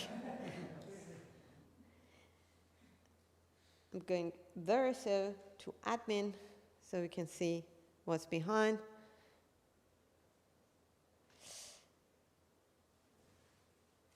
Here we can define voices. Here I defined lute, theorbo, and then here are works. And every work has got some parts. And in work, we can say that this is the first work in that source, or second, or third, or whatever. And this will be ordered like this. This is how we can see the list. You're showing us the data entry. Yeah. Portal. Okay. Yeah. And, okay, this is the second. And if I go here in this work, see, I can define how many parts, where is it? How many parts this work has, because we have sometimes we have a piece with 2 movements or 2 parts. So we can define it here, and then with these parts we can connect each interpret or each image with these internal parts, so that we can have things in order. Otherwise, there would be a mess. And then, okay, I go back. And this is how we handle concordances in each, sorry, I want to go back. No. For each work, we associate each work to 1 or more sources. So, for example, if this work or this piece has concordances in 3 other sources, I should define here that this piece, this particular piece, this is a work in a metaphoric aspect. This piece is connected to Albani 5109 source, as well as, Pesaro B source, and in Pesaro B source, the position is 10. And this piece exists in, the manuscript X in this position. And like this, we can see, okay, this is a unique work that exists in these sources. This is a kind of handling concordances. But to what extent these pieces are really alike? This is my personal problem. And, not every concordances are concordant. Yeah, philosophical phrase. Yeah. So, for instance, what I do is to give links, to refer the permalinks of one work to the other, to say, okay, so, go see this one. There are some connections, but they're not identical. And about, yeah.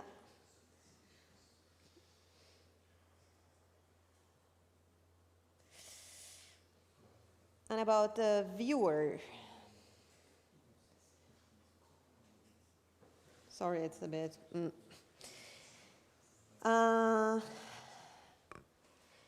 We can have book copies. Actually, book copies doesn't mean anything for manuscripts, but it does mean many things for prints, as we have several copies of a source. And here we've got table of contents. Here in the middle, you can see all the works with related parts that I mentioned listed here. And I've got all the images here. See? And this is how we connect each image with its related work. And when it's finished,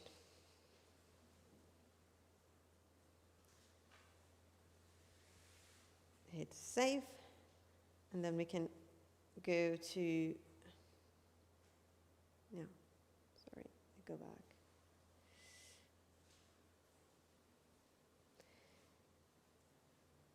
Again. And here I can ask to generate or regenerate the IIIF manifest so that the data could be then searchable and receivable by any other platform who asks for. And maybe I'm not the best person to talk about IIIF viewer, but I think there are people who are the most reliable if you have question about.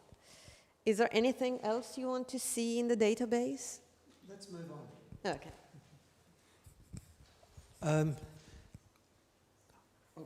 Tim, we need this. goes on that side. Oh, that side.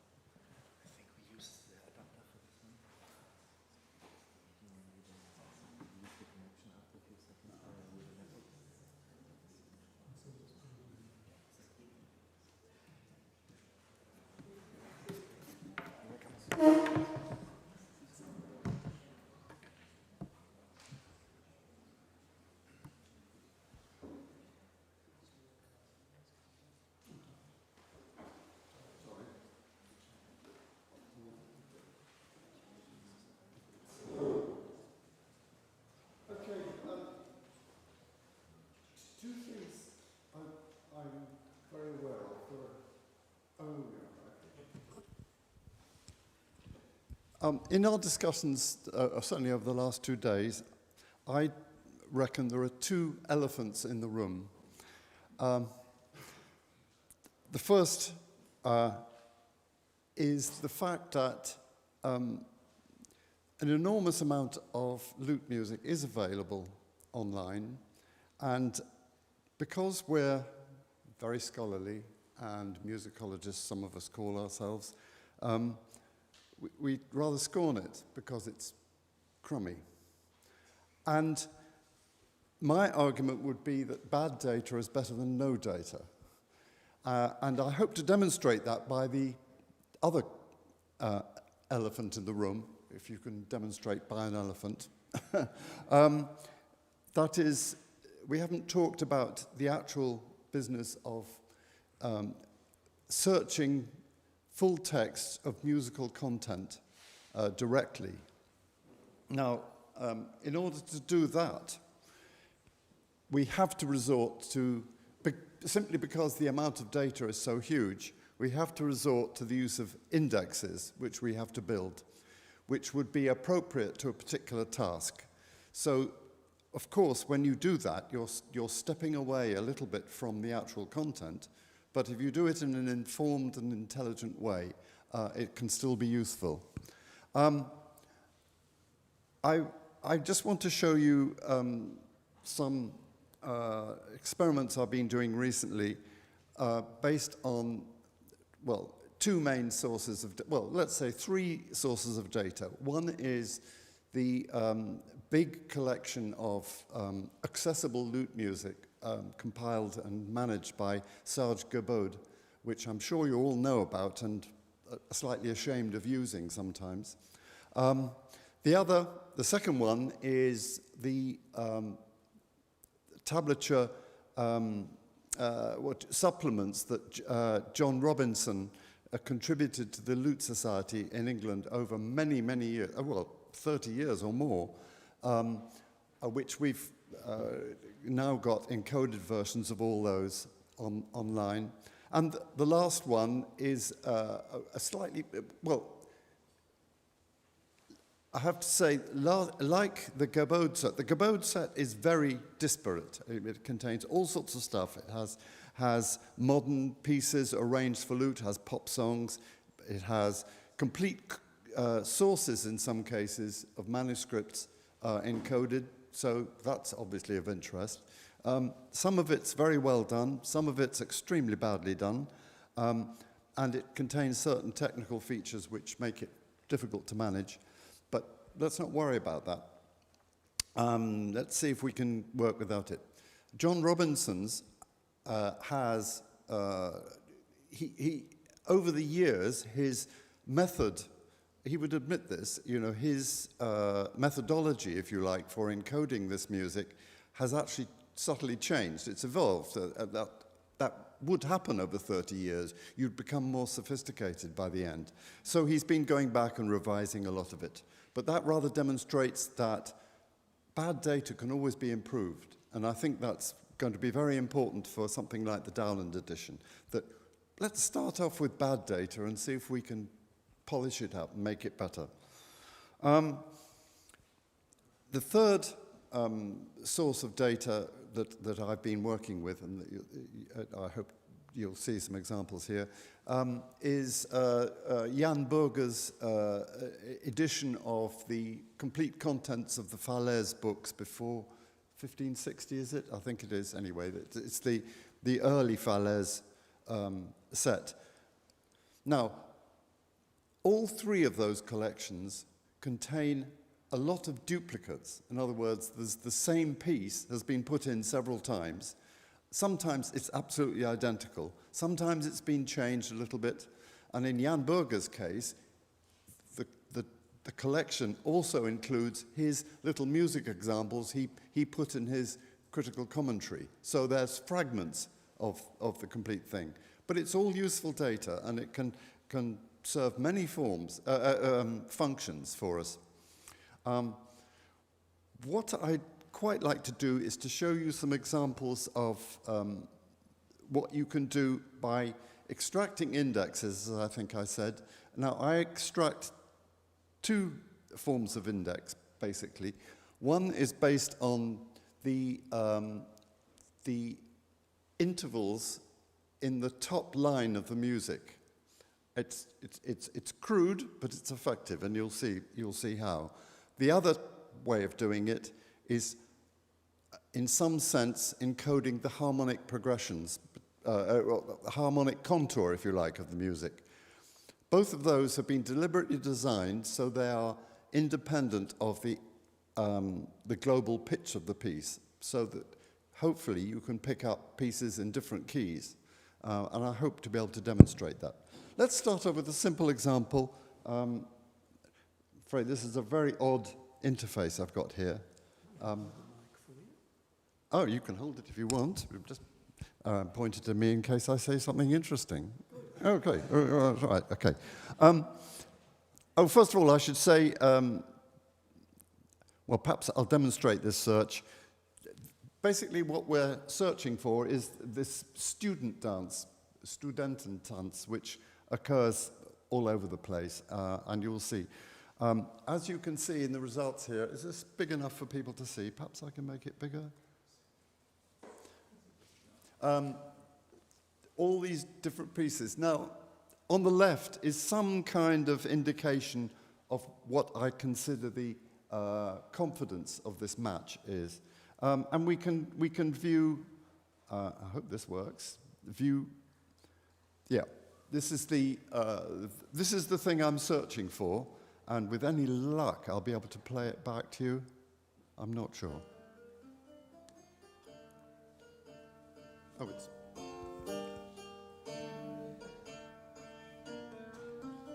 Are you hearing it?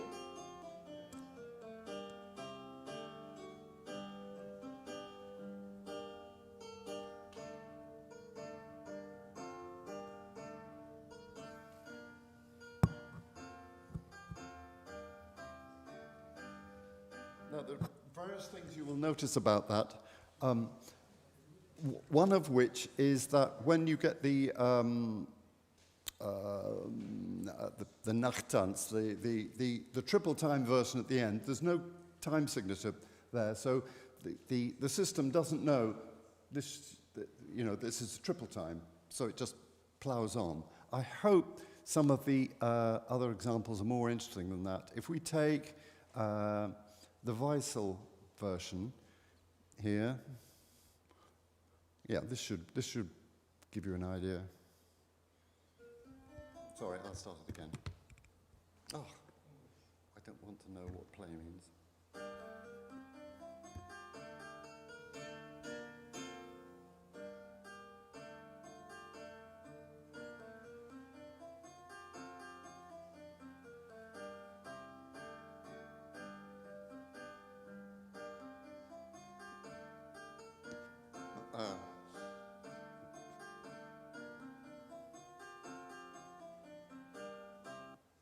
It's supposed to do it proportionally, but for some reason it's not behaving today. I'm not going to worry about that. The important thing is that we have lots and lots of these versions, and as you'll be able to see further down the list, some of them are quite different.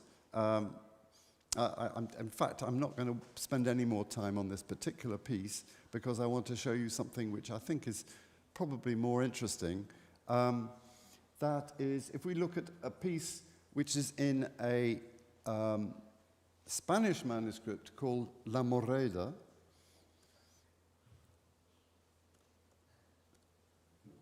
Okay. This is something that John will be very familiar with, this manuscript, I'm sure.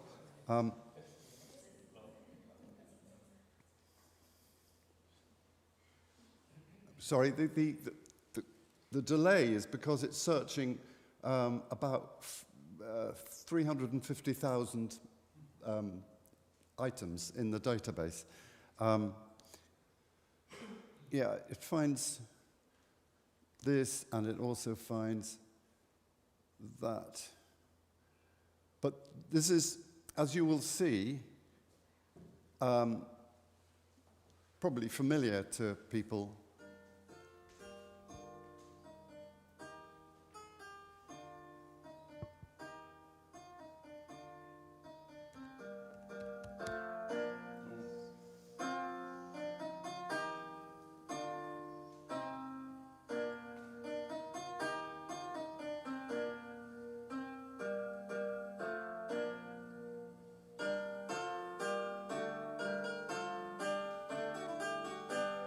Okay, very similar version here, which is the next hit.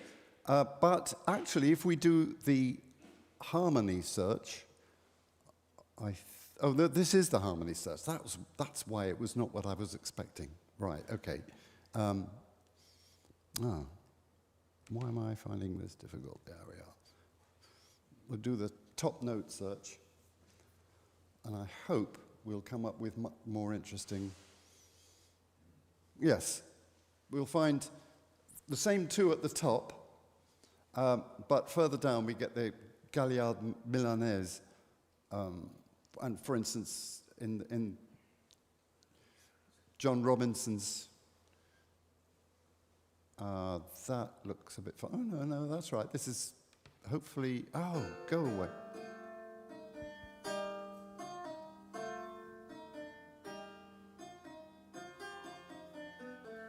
Oh, sorry, it's not, but it's misbehaving. Okay, can I show you something more, something with a bit more meat in it? It won't take long.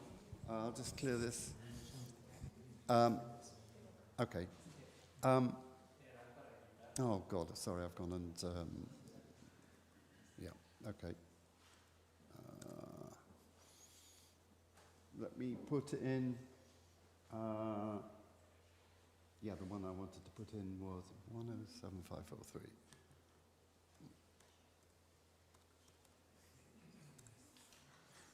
No, that's not what I typed in.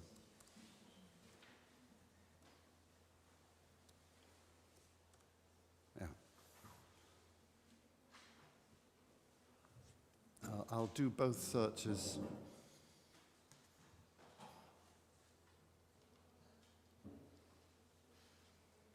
So they're both running now at the moment.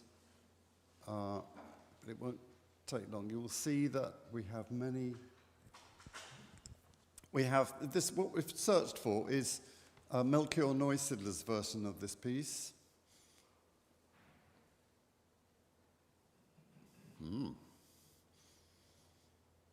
I've got a network problem here, I think. Oh no, it's okay. Yeah. And then we've got the Falaise version. Let's go right down further. And this is quite interesting. Okay, that's the Neusiedler. This is the Falaise, which is very similar, but different.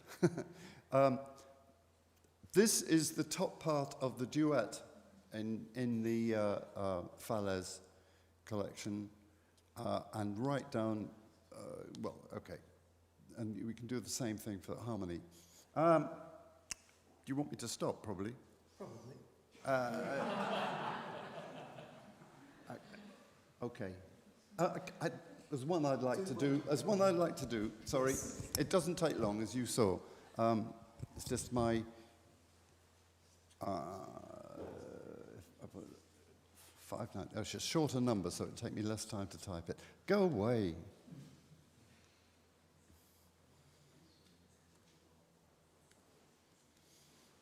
Oh no, it's not rolled up. Oh, no.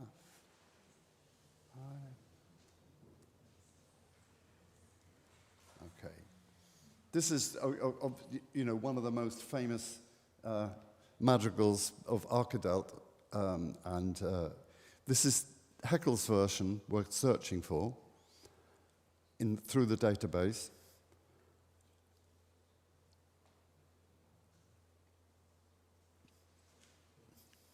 I'm sure in a production version of this, it will be quicker than this. Just at the moment, it's rather slow. As you can see, we've got many, many different versions. The other one I'm going to do is that. Yes, again, let's do the top note one.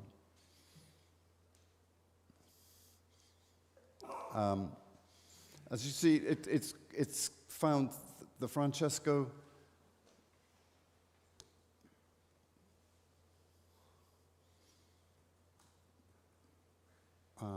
Obviously, the server's finding it rather hard work.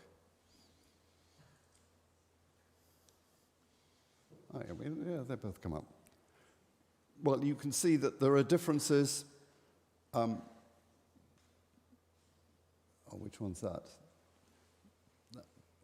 It doesn't really matter, but you can see that there are more embellishments in that version than this one. But the one I wanted to show you here was an interesting connection. If you go right down to the further down, you'll notice that it's really radically different. Oh, sorry. But it's finding all those different versions of the same piece, which I think is quite interesting. Let's draw it to a close now, because I'm feeling embarrassed. No.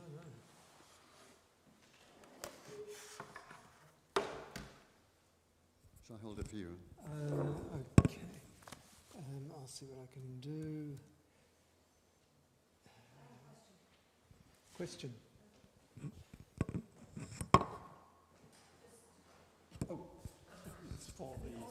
Yes, thank you. Yes. I mean, with all this incredible work that you have, is it possible in the future to think about that being translated into some other system or integrated into some other of the more newer collaborations that work? Because I mean, you've years and years of work and thousands and hundreds of thousands of pieces, and it would be just incredible. I'm also thinking about somebody else's work, which is John Stinkton in Melbourne, to do with medieval music, that he has a whole, well, you know about it. Oh, I see what you mean. You mean not just lute music? No, but I'm talking about yours now. So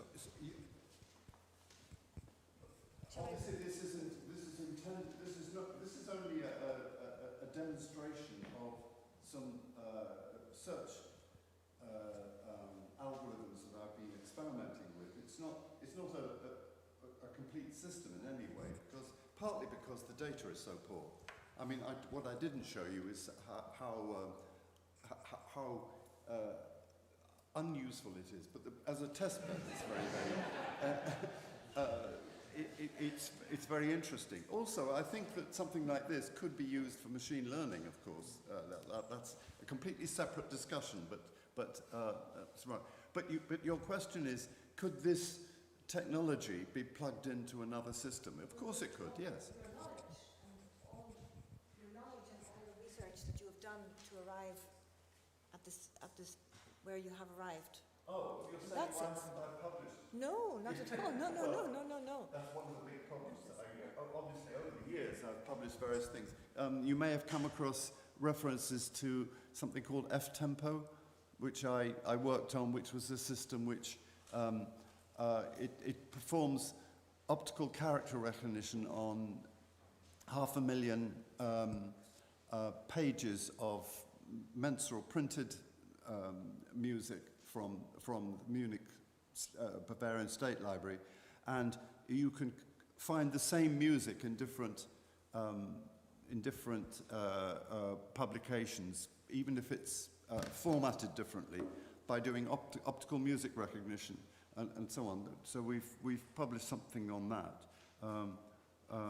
But certainly, you know, this isn't all being done in the spirit of openness, but it's such an early stage of development that I wouldn't want to share it with anybody just yet.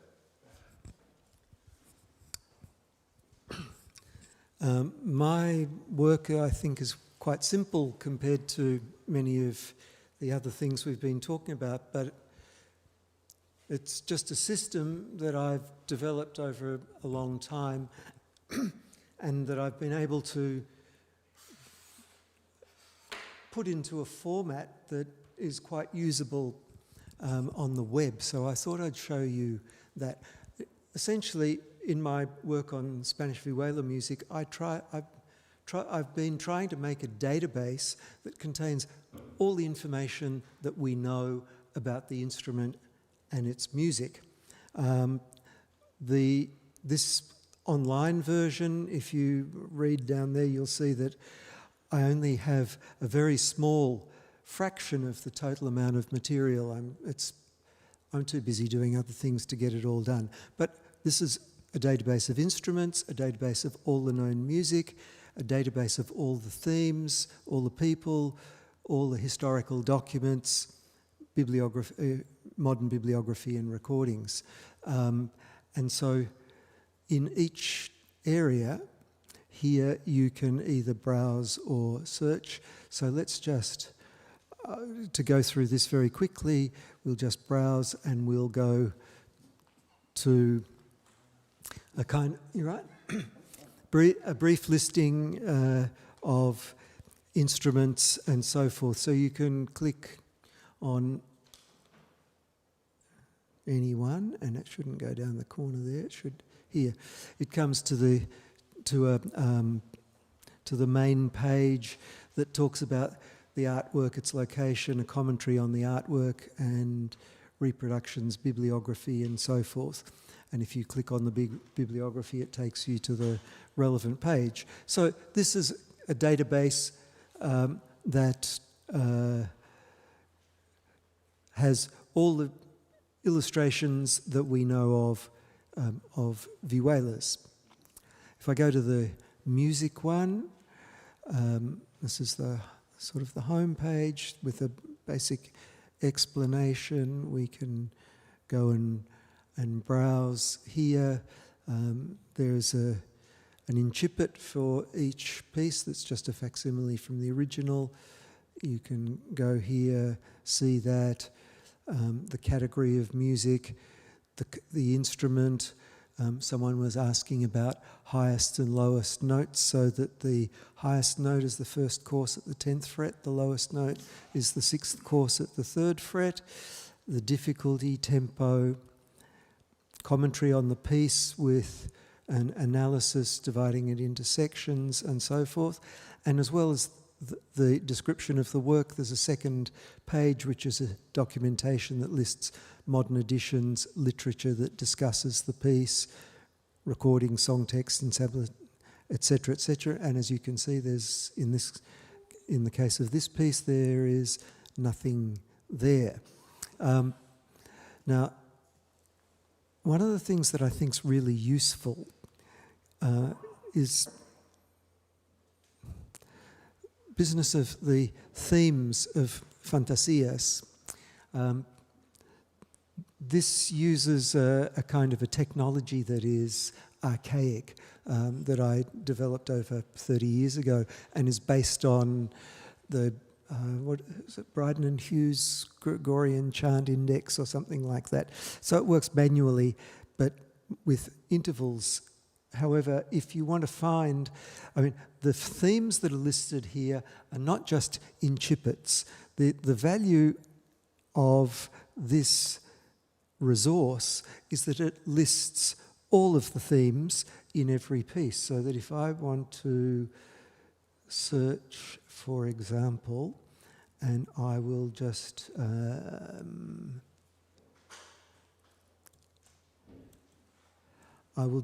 search for the first Fantasia by Esteban Daza.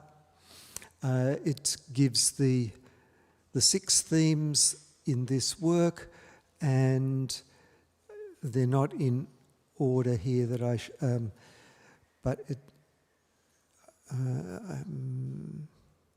yeah, I should be you can order these. So this is the first theme that begins the piece, then the second theme, the third, the fourth, the fifth. You can click on and they'll come in order, but so that we can look at the musical content of polythematic abstract works and find every section. And it's really brilliant because you can search by, you know, if you search melodically, then you can find internal themes that match somewhere else, and it's fantastic. You know, we need something like this for Italian ricercars from the 16th century, and it would make it really quite amazing. Then I've got all the people who played, owned, made vihuelas. You can browse through them, and here's a maker, and it gives you all the biographical information that we know.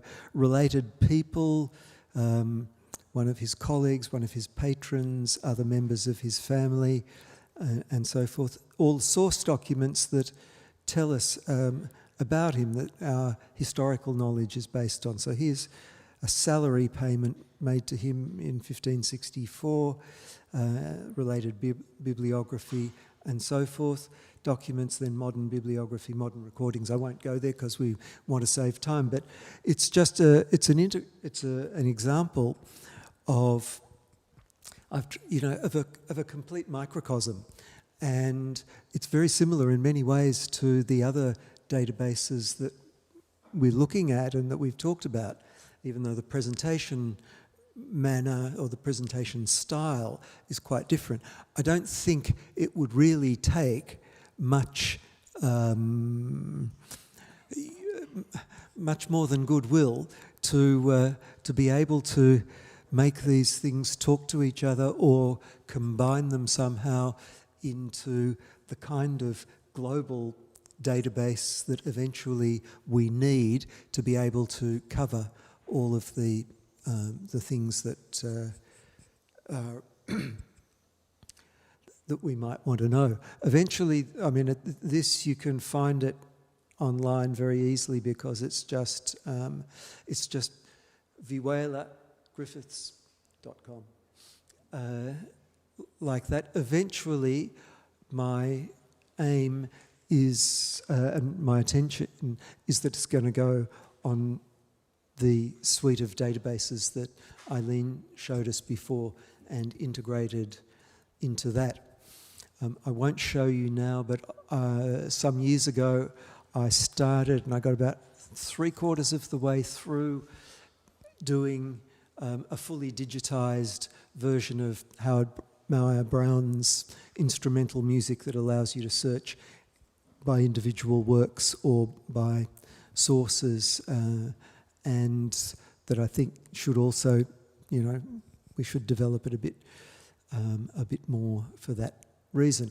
I'm going to stop there, but I think this idea of what can we do to make our individual works talk to each other, and how can this help create long-term solutions that take us beyond our individual patch of territory into something that's more universal and ubiquitous.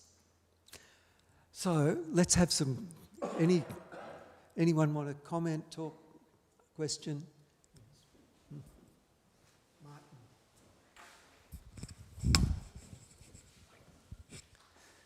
Yeah, I'm going to this topic that you said that the databases have to communicate to each other. I think it's more than just a goodwill, because you said it this way. There is a lot of technical expertise that is needed. I think still even the concept of opening data is not very conscious in the musicological society, so this is a very big step that has to be thought of. And like even these databases having like a so-called API, so providing access to external people to be able to download this data. But another important part is the concept of interoperability. And you mentioned at the very beginning, you talked about the concept of what is a concordance. And you, of course, even a small group of you, 5, 6 people, cannot decide what a concordance is. Then when we come as technical people to be able to bring all this data, even in a single database like E-LAUTE, we also have a problem of translating this data, because sometimes I may hear a different definition from Codula or a different definition from Kateryna, and then we have to really go very deep. So I think it's important also to be able to make specific definitions about specific terms. And then also the different, also what Eileen showed, I have the feeling that you use some terminology when you explain some metadata. I don't know how controlled this terminology is. Controlled doesn't mean only having a specific set of terms that we're using for our database, but because there are already established bibliographic lists of these terms from libraries, then they have to be connected to these catalogs. We need to use specific URIs, as we mentioned before, so because everything has a location on the web. And then in that case, if we are able to provide these URIs, then we will be able to connect E-LAUTE database with your database or with your database, because we're going to have specific points of reference on the web. But then also, as I said, we need to know that when I connect my concordance to Eileen's concordance, we're talking about the same concordance. So we need much more rich data and explanations of what you mean with its terminology, and also these URIs.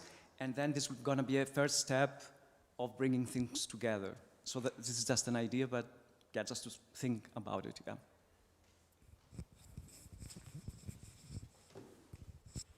I think the LORP project of the English Youth Society could be such a common place to collect terminology, to collect the basic catalogs, and so on. My aim is to first make the overview, more or less. So we have to collect all printed sources. We have to collect all manuscripts. And with the printed sources, we have a problem, because before the industrial book production was made, we can have differences between each item of the same print. And so we have to make a second level in which the different items of the same prints are listed. And the third level are the entries, the pieces. So we have 3 levels. And I think the easiest way is to make a really simple list of all that items. And that's the idea of my database. And then we can make certain sections, for example, sources with alphabeto, sources with German tablature, and so on. And so we can make the specialized entries. And this is a very open way. And for me, it's important that we have one point to collect all these things. And I think the LORP idea is really exactly that. And it's a pity that Chris Goodwin cannot be here, but I suggest to make this connecting point. Doesn't Gary Boy's database have most of that material already? More or less. More or less. Okay. And so there's another, you know, there's another major repository that we should be able to bring in to this that would give us the very superficial thing that you took. When you say another, is there even a list of all the repositories and databases in the web somewhere? Because this is where it starts for me to, because as a quite young researcher, I'm trying to find information, and yeah, there's all these separate data silos. Some of them are a little bit accessible, some of them are not accessible at all. You can't grasp the data, and this is frankly frustrating when trying to do something. You know that there is lots of data out there, but you can't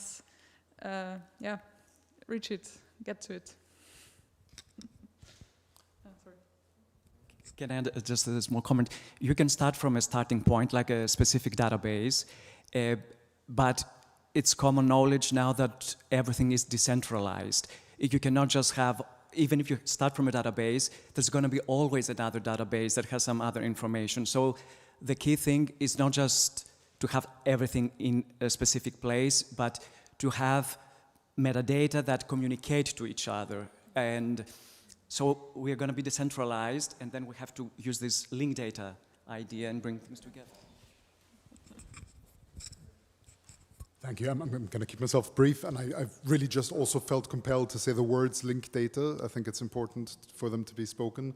If you have had any contact with the digital humanities, you might well have come across that term before. If you haven't, that's absolutely fine as well.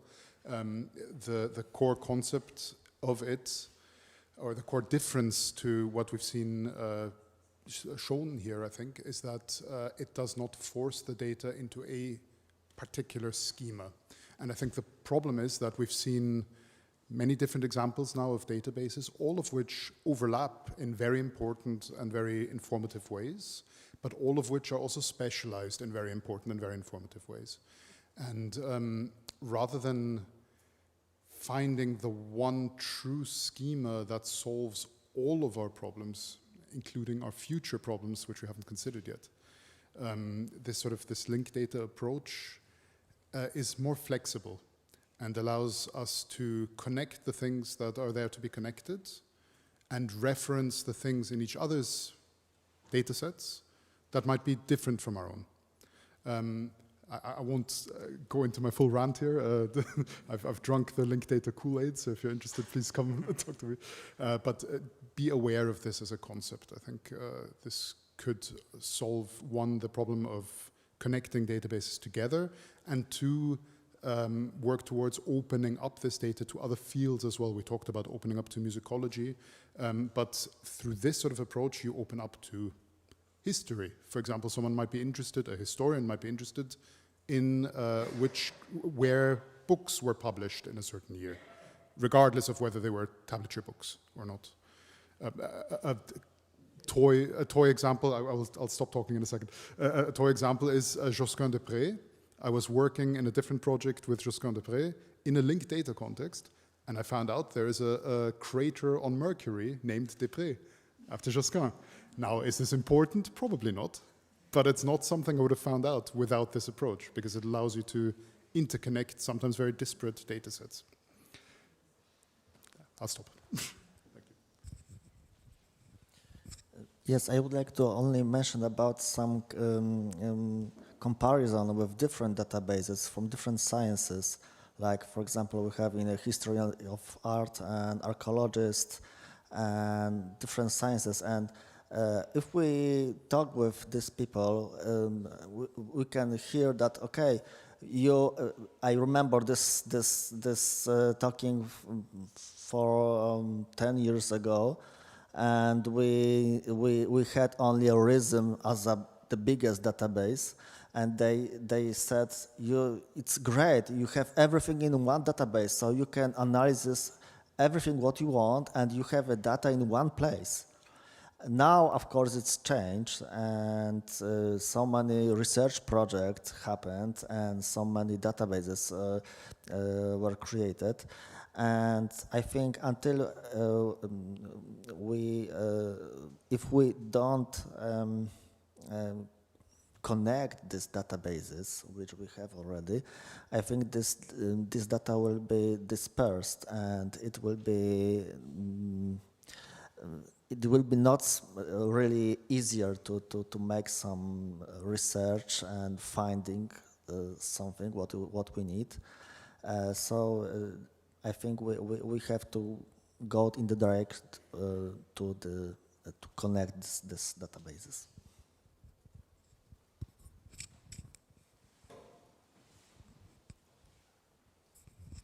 Thank you to everyone for the comments. I think it's a good time to close off. We've got a concert coming up. I should announce that we have, over the next 2 years, a project that's just been funded and will be based in Tours, and several of us are involved, which is it's a consortium project to try to design or explore precisely the things that we've been talking about in the last 15 minutes. So your input has been fantastic, and we're likely to come and knock on your door, or ring on your email or something like that to try and to get this, because it's the kind of collaborative project for a common aim that won't work unless we all collaborate together. And I think, Gregor, it's exactly what you were saying at the end. And so I'll thank everyone for their contributions today. Thank you for your questions. Thank Martin for once again being a splendid master of ceremonies and so forth. And we'll see you all tomorrow at 9 a.m. 9:30 tomorrow. 9. Yeah, not 9. Okay. So thank you, everyone.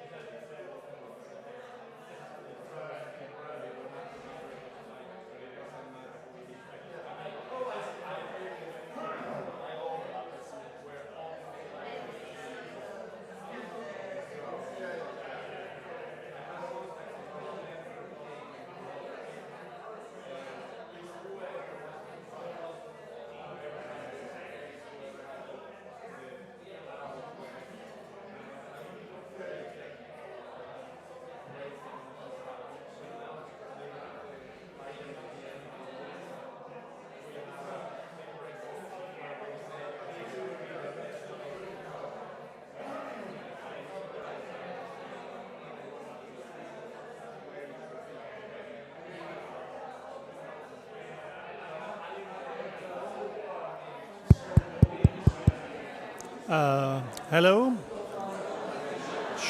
Hello, everybody.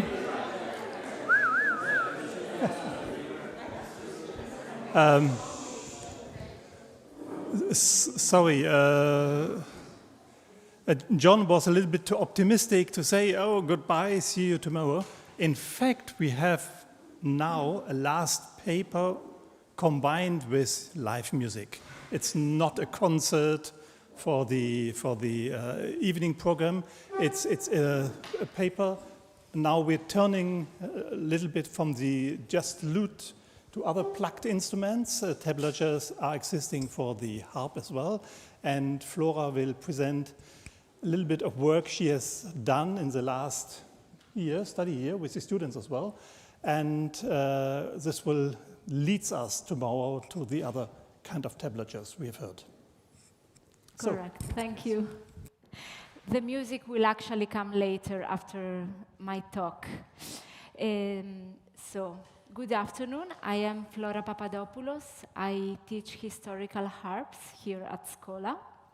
And it's a very big pleasure to speak to you today, and thank you very much to the board for this invitation. This research was presented last year during the Bermudo Days in Milan.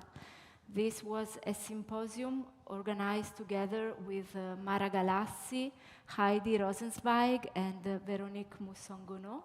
It was hosted by the Scuola Civica of Milano, together with our partnership as well.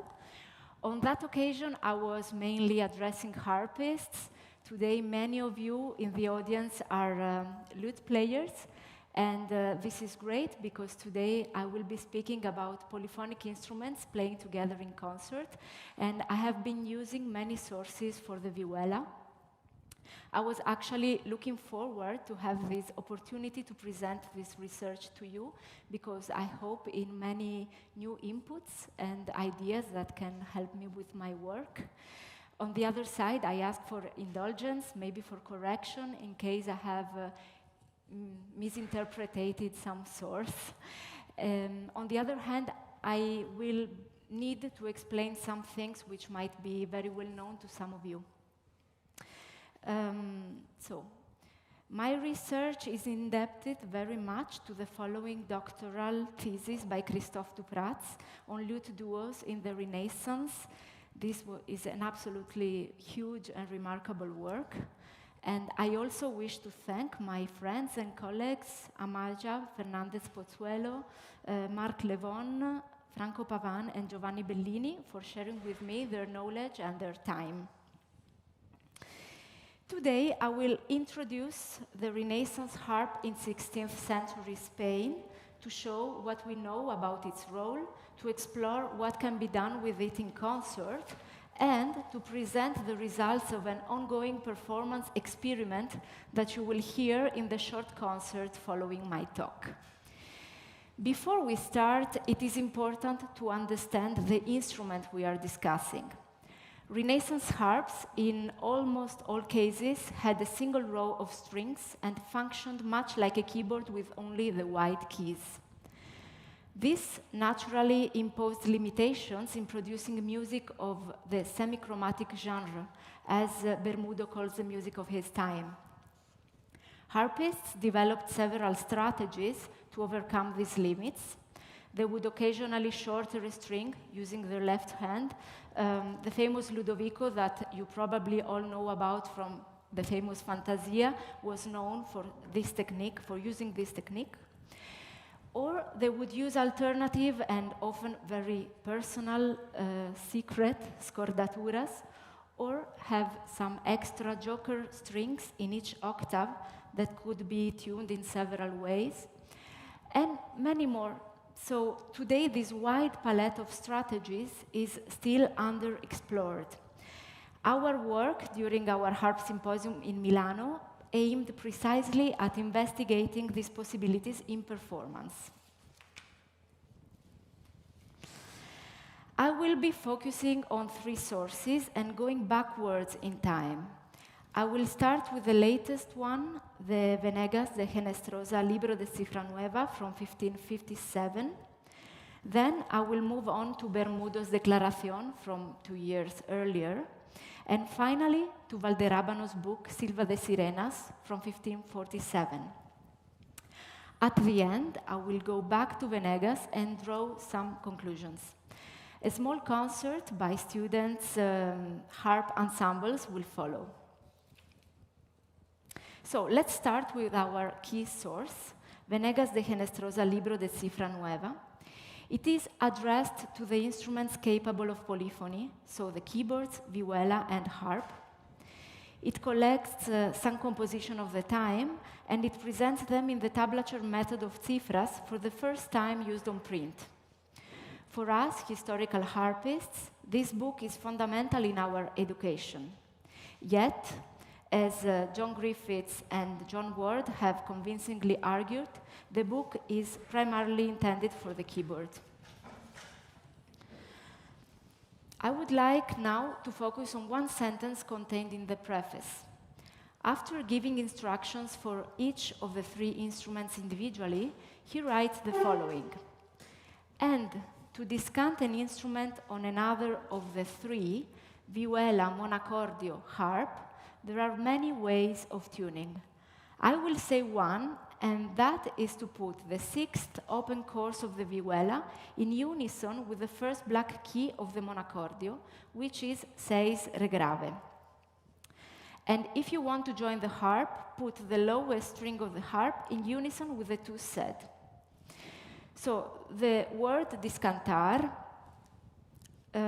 as used by Diego Ortiz and by Valderrábano, in all likelihood refers to an ensemble practice.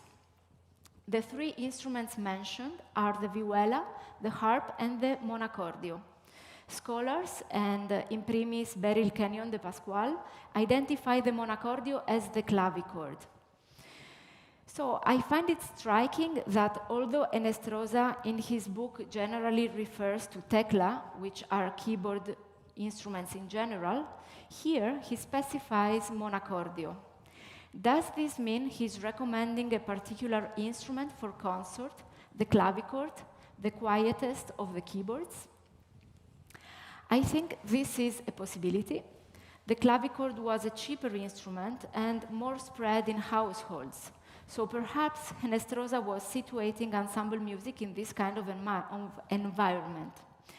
But on the other hand, for the same reason, it could be that being a widely used instrument, the term monocordio could have been used as a general term to indicate the teclas.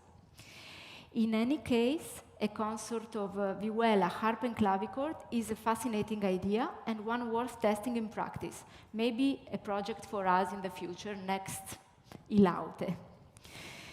Henestrosa also writes that there are many ways of tuning, but then the specific tuning that he gives is quite puzzling. Here is his famous picture of the 3 instruments together. The vihuela that you see here is specular, so the high notes are on the bottom. He suggests tuning the 6th chords of the vihuela in unison with the di la sol re of the monocordio. But the vihuela we see here in the drawing is in E. So it is unclear whether he means to tune the vihuela in D or to lower only the 6th chords. But this is a very specific vihuela question, and I decided not to venture into it.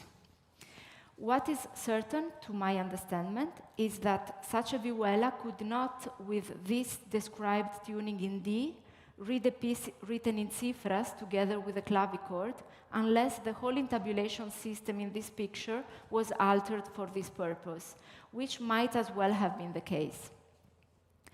Venegas goes on and suggests tuning the harp's lowest string to the clavichord's D as well. In the drawing, the harp's lowest string is F. Tuning it a third lower, whether for a single string or for the entire harp, makes very little sense. So later I would be actually delighted to hear your suggestions or your interpretations about this. Beyond the preface, Henestrosa includes 2 ensemble works. The intabulation of Thomas Créquillon's chanson, bel samper for 2 instruments, para dos instrumentos, he writes, so an abstract form, destination, and a 40-voice fuga arranged for up to 10 instruments. Here, what you see here is a chanson, obviously published in cifras. What first strikes the eye is the format. The right page is printed upside down so that the 2 players could perform this a tavolino, sitting one opposite to the other at a table. Theoretically, this format makes it usable for harps, for vihuelas, maybe for a clavichord laying on a table. This would not be practical for organs or harpsichords. Here is a piece in modern edition and in notation. The 12 voices of the chanson are divided equally between the 2 instruments, each covering the full range, creating a rich and widely spaced texture. You can see how they are distributed on the page on the left.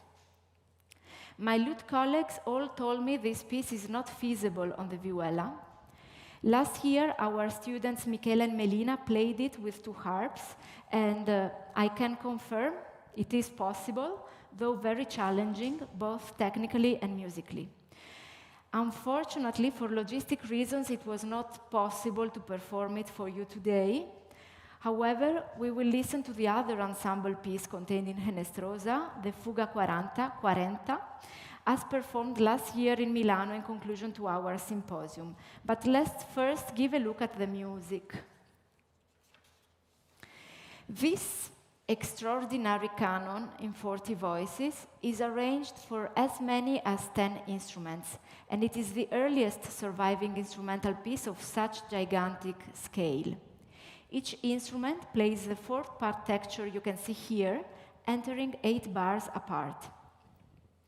At the incipit of the piece, you can see there is a text, the words Unum Cole Deum, the beginning of the Decalogue. This shows that the original was very likely a vocal composition on the Decalogue. So, 10 instruments for the 10 commandments, really a brilliant idea. David Moroney from Berkeley discovered the text in 5 hexameters, published in a Benedictine prayer book in Barcelona in the same years, which fits the music perfectly. And this allowed us to reconstruct the possible lost vocal composition. Last year, we performed this as the finale of our symposium, together with singers. But unfortunately, we didn't have 40 singers. So we had only 1 choir, but in theory, 9 more choirs should have entered in canon. So let's listen and imagine. Okay, let's see. Here we are at the Castello Sforzesco in Milano.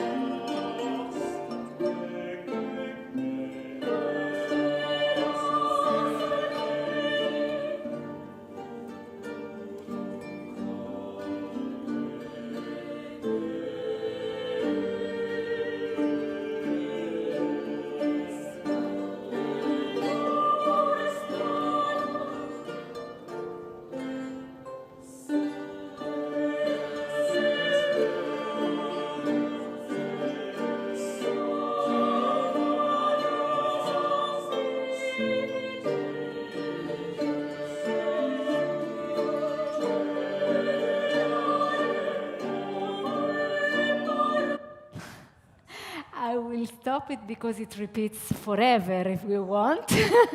We did it twice, and then we stopped. Okay. Wait.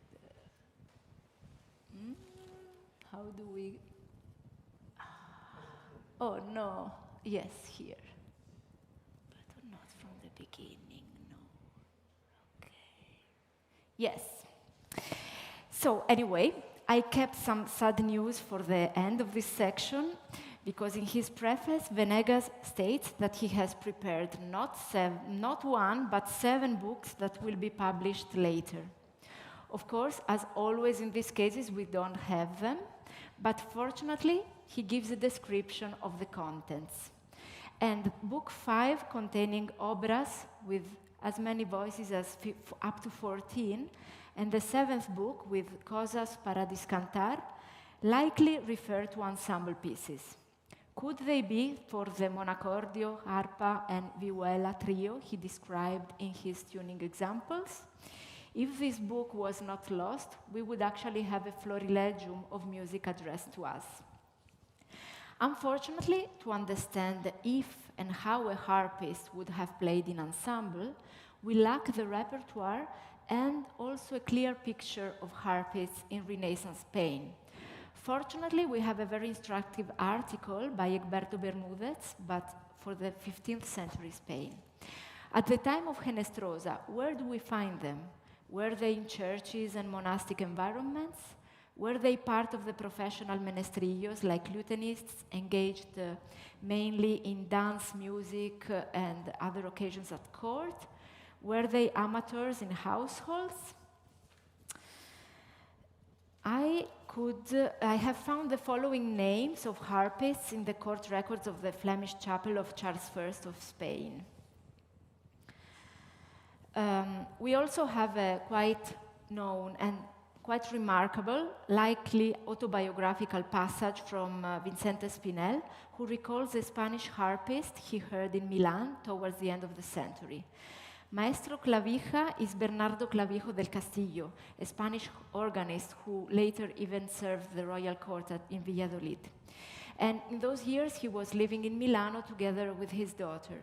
So Espinel describes listening to him on the keyboard, his daughter, Doña Bernardina, on the harp, and Lucas de Matos on the 7-course vihuela, imitating each other with very great and unused movements. He says, "This is the best thing I have ever heard in my life." The girl, who is now a nun in Santo Domingo Real in Madrid, is a monster of ease on the harp and the keyboard. Monstro de naturaleza, I translate it like this. This description is extraordinary. A trio of keyboard, harp, and vihuela, the ensemble combination suggested by Henestrosa. Now, unfortunately, I will need to move very quickly with Bermudo. In the 4th book of his Declaración, in the section on the vihuela, he discusses playing en concierto with the vihuela and its relatives, so the guitar, banduria, rebec, and so on. He proposes to combine instruments in different sizes and ranges. And what should they play? He recommends intabulations of vocal polyphony, such as the very good masses of Morales. So, to him, this is the most suitable genre for the concert. His guiding principle for putting in concert is that to divide ranges. He suggests to take a piece with 4 voices. One instrument will play the 2 lower voices and the other the 2 upper voices. He also describes ensembles of up to 3 instruments of different sizes, always dividing the polyphony in this way. This might suggest that his instructions were rather addressed to beginners or for teaching purposes or for recreational purposes. 2 voices each is good for enjoying some good music with your friends. So we students, we wondered, could 2 harps split into high and low ranges? Harps exist in different sizes, but to our knowledge, they are all centered on the same ambitus, in this similar to keyboards. From the point of view of the musician, I can say that two voices which are close to each other have the advantage that if needed, they can be managed with one hand, allowing the other one to fret semitones. But on the other hand, two voices set apart sound much better on the harp. So, Bermudo's project, sorry, I had forgotten this slide, but I explained it already. Bermudo's project, which he describes only in theory, is almost identical to the one that Valderabano actually puts in practice. In the preface to his book, Silva de Sirenas, so the forest of sirens, Valderabano declares to make something new when he dedicates a whole section, the Libro Quarto, to tabulations for two vihuelas. Out of the 7 vihuela books published in the Renaissance in Spain, this is the only book to present pieces for two. So these are the only duos published in Spain in the Renaissance. Valderabano uses the format a tavolino upside down, the same we saw in Henestrosa, as you can see here. This format was used for the first time from Jacques Moderne in his Paragon de Chanson for his vocal score. Valderabano is the first one ever to use it for instrumental music, actually. This was later taken up by Falès in his Hortus Musarum, but when Valderabano publishes this way, it is an absolute novelty. All this sheds a lot of light on our Bel Saint-Père from Henestrosa's book, so we will come back to that later. But let's now continue. Valderabano is the first to use vihuelas in different sizes and ranges. His predecessors in the duo composition, so Dalsa and Spinacino, all use equal instruments. You can see here the templates. He even uses vihuelas in minor third, which I was told is also an unicum. The contents. Well, the 4th book contains 16 pieces for two vihuelas. So let's see here what they are. Out of them, 13 are obras compuestas, so intabulations of existing vocal polyphony. 3 French chansons, 7 motets, and 3 sections of masses. Intabulations are indeed a very important part of the vihuela repertoire in general, and the main inspiration are mainly authors from the so-called 3rd and 4th generation of the Franco-Flemish school, so Josquin, Gombert, Villers, as well as the Spanish Morales. Morales is a suggestion we already saw from Bermudo before. Only 2 pieces of the book are variations on a bass, the Canto Llano de Conteclaros and the Tenor de la Baja. This assortment reflects a parallel with the vihuela solo repertoire, but with one exception, that there are no fantasias. The fantasia, the pinnacle of solo instrumental music, actually eludes somehow the empirical nature of vihuela duos. So, if we want to approach the duo with harps, I think we should adhere to this choice of repertoire, and in fact, this is what you will hear in the concert following this talk. Valderabano gives level of difficulty before each piece of his books. The duos are labeled as very easy or easy. So, for the vihuela consort, one prefers to have parts that are individually less difficult, a parallel with the Bermudo descriptions we saw before. For beginners and amateurs, maybe this is a way to approach a repertoire that is too difficult for them as soloists. The pieces are all in 5 or 6 voices. So one instrument plays 3 voices and the other 2, or both instruments perform 3 voices each. Here in Valderabano, we don't see the option of 2 voices each that was described by Bermudo. Maybe he didn't want to put it on print. Anyway, in our concert, we also chose to play some pieces with 2 voices each. I have to say, it's never easy. Valderabano intabulates them very simply and very faithfully. Each instrument carries part of the polyphony. He divides the voices, giving one instrument the bass and the other the tenor as lower parts. The rest are shared equally and crossing in ranges. So not in the way Bermudo suggests with sharing registers, with sharing, but rather how we saw in Henestrosa's chanson. And so in the concert of the students that you will hear, we chose to do it in the Valderabano way.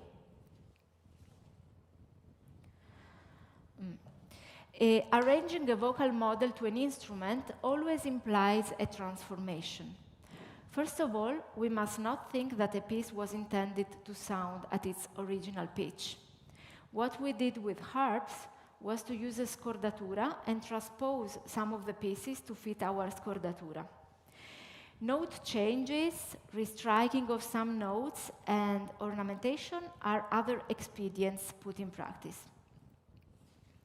Valderabano himself explains, if any of the composturas that I have put on two vihuelas seem to be lacking some minims or semi-briefs, you should know that it was not neglected, but for the music to be more flavorful, he uses this word sabrosa, it was necessary to transfer from one vihuela to the other the said minims or semi-briefs, so as to avoid the unpleasant blows of each vihuela and also to remove difficulty. So he openly admits note exchanges between players. The migrating notes are the long ones, shifted to make the music more tasty or to make it easier. Even if a thematic line is broken, the priority is naturalness and playability. So in short, any difficult note can be passed to the partner. Here, great, no? Exactly that. So here we can see a few examples. Here you can see in this one, the thematic line which I have circled in red was broken and redistributed. Here, in this cadence, the sustentado, you can see in the vihuela mayor, is separated from its resolution. So, as harpists, this is a very useful principle. We can apply it directly to our own challenges, especially the production of necessary ficta notes. For example, in a cadence, the player who needs a sustentado can hand over the lowest part to the other harpist, freeing the left hand to produce a semitone. And this turned out to be a fantastic tool. We used it extensively, and we could do things that would have been impossible with one harp. But this also turned our rehearsals into a market. Like, who wants an F sharp? If you give me your D, I give you your F sharp, and like this. So, a small digression also, for those of you who have ensembles and often play with the harp, from now on, don't call one harp, at least two harps, at least minimum two harps, and you will see how many things we can do. Valderabano also allows omissions. If two voices coincide in unison, one can simply be dropped. Valderabano warns against desabridas, the unpleasant sonorities such as fourths and especially consecutive ones, or second inversion chords, which naturally often arise since one instrument has the tenor as its lowest line. Here, where I circle, you can see what I mean.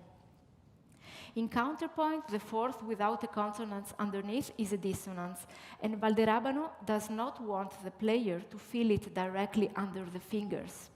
Even if the harmony is technically correct, once the other part is added by the other player, he still considers a fourth very awkward and somehow anti-pedagogical to be played. To avoid this, he suggests two strategies. Either exchanging voices between instruments, as you can see here. The red cross shows the note that has migrated to the other instrument. Or by breaking up the rhythm, an effect creating a kind of style brisé. You can see it circled there. So this is particularly effective and very natural on the harp. In final chords, he especially takes care to redistribute voices so as not to leave second inversion chords in any instrument. In red, you can see how the voices would have been according to his intabulation pattern, but then he turned them around so that he wouldn't have a fourth or a second inversion chord. During the process of intabulating, vihuela players tend to restrike notes when they exceed the bar. This is one way of not leaving the instrument empty. The most interesting procedure of restriking, however, is when it results in even smaller note values. A procedure done quite consistently is that of breaking the rhythm in dactyl and anapest. This is done in all voices, and it is called in French monnaillage. It is what Galilei describes extensively in his first edition of the Fronimo, referring to the divine Francesco da Milano. He says it is a way of giving grace and helping those moments that are poor of harmony. He also says that knowing where to apply it and where not is a great art. We added some monnaillage where we thought it was effective and easy and natural, and we try to interpret it like a shaping of a long note rather than a rhythmic impulse.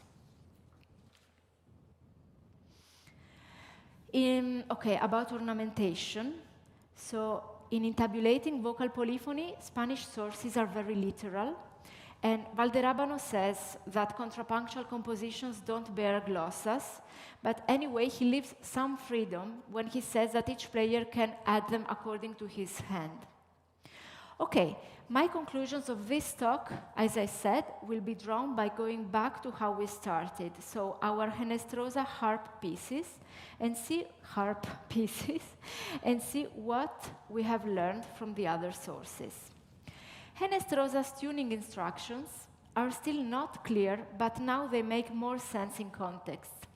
When he writes that there are many ways of tuning, he's probably alluding to the practices described by Valderabano and Bermudo, who combine instruments of different sizes. So, when he proposes tuning them all to the low D of the monochordio, he's perhaps just intending the tuning en unisonos, so with equal instruments. What can we say about using a clavichord for our trio with harp and vihuela? The clavichord was a cheaper instrument and it was more spread in domestic environments. So I can see a parallel with Valderabano's duos, mainly addressed to noble households and circles of amateurs. So to my understanding, the consort of polyphonic instruments was perceived as house music. And for this reason, Henestrosa addressed them to the monochordio clavichord and not to tecla in general. This opens up to speculation concerning the sonority of this broken consort. The way of distributing the voices that we saw in Henestrosa, Bermudo, and Valderabano calls for instruments with a homogeneous sonority. With the clavichord and the vihuela, I would definitely imagine a harp without brace playing along for such a repertoire.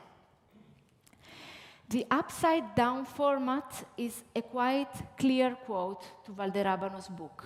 Now we know. It is as well the perfect format for house music, with two players sitting at a small table. So again, it looks like the concert is a domestic affair. The level of difficulty in Henestrosa is not comparable to Bermudo and Valderabano, though. The Henestrosa Bel Saint-Père is not addressed to beginners, but to another type of musician, a professional or an amateur at a very good level. We must remember that amateurs were not how we mean them today. We're also people at a very good level. Is there an idiomatic instrumental rendition of the vocal model? Are there any differences with the vocal original in Henestrosa's version? The answer is no, there are none. The polyphony is shared between instruments very literally, without omissions and without additions. There are no exchanged notes between instruments either. There are no omitted unison notes. Intervals of a fourth in individual parts are kept. You can see here on the final chord, for example, there is one in the top instrument. Concerning the playability on harps, as I said, it is hard to manage such a complex polyphony, but it is possible. Bells and pair requires very little ficta. Only one bar, we needed an E-flat. You can see it here with an arrow, and we obtained it by fretting the D string, like Mudara shows in his Tiento para arpa o organo, where he uses the D string to produce the E-flat. And in order to be able to do it, we had to apply one note migration in the Valderrabano style and one unison omission in the Valderrabano style. The Fuga a 40 by Henestrosa has no chromatic notes either, and it can easily be played with harps tuned diatonically per bemolle. So, in short, to conclude, setting Henestrosa's ensemble pieces in this context has helped us to understand them better, and together with the tools we have acquired from the analysis of Valderrabano duos, we will be able to experiment and try new compositions and finally build our Renaissance and harp ensemble repertoire. Thank you very much for your attention, for your patience on this long day. Now, while the students prepare, time has come to listen to their music, to enjoy it. Maybe there is a few minutes in case there are any questions or remarks.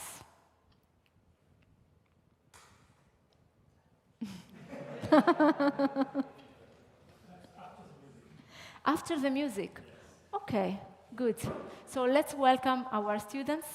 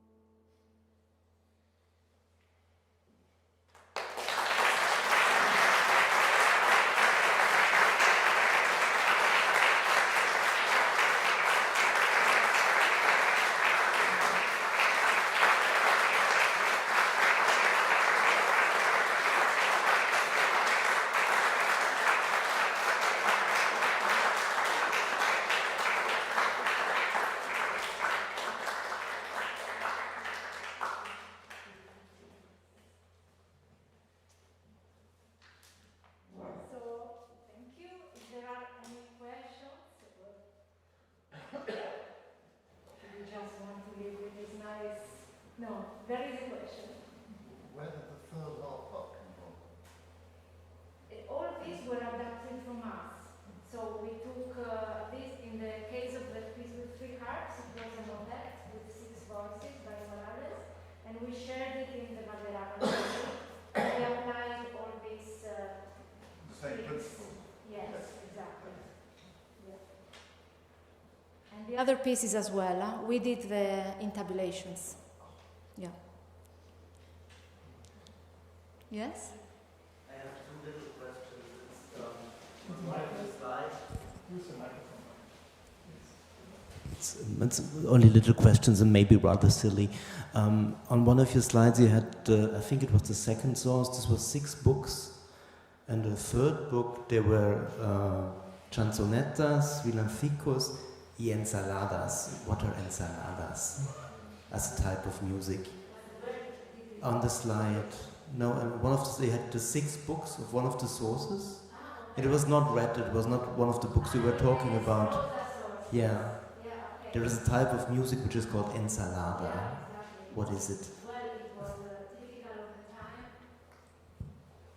I was just confused by the term ensalada. It's a term very well used in this time in Spain, in the New World as well. It contains villancicos, romances, and all these genres together inside one. Mix like a salad. Mix, yeah. Mix like a salad. Okay. Yes, Marc? Thank you very much. I've learned a lot now about, this is huge. I find it fantastic because next semester I'm also starting now.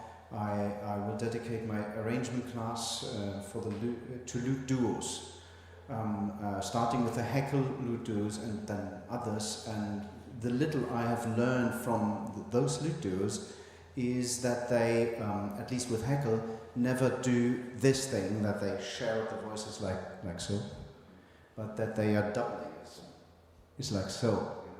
So there's a lot of doubling of voices between the 2 lutes, which I never expected, and it surprised me a lot.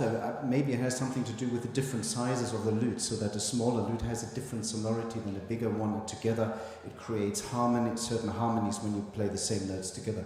But this seems to imply that you're basically never sharing a voice, that you're always complementing each other, and that, I think, that was very interesting to me. And it sounded super convincing. Yeah, thank you. So it was more comment. Thank you very much. I was also surprised when I first also read this doctoral thesis that I quoted about the fact that Valderrabano's way of intabulating, which is natural in a way and very simple, doesn't have other examples. What happens in Italy and in Germany in intabulating is very different, as you said. Yes.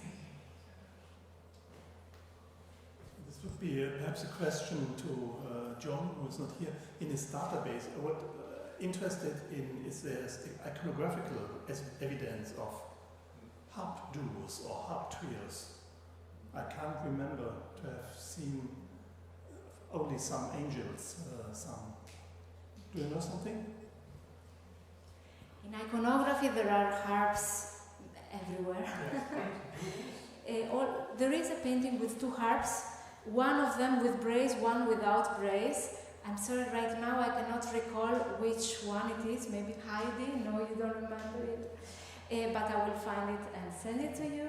And yes, so yeah, there are. Of course, iconography has to be, as we know, taken with some regard, because it doesn't mean that because angels are represented playing together, it represented the real life. It can also be a symbology or, yeah.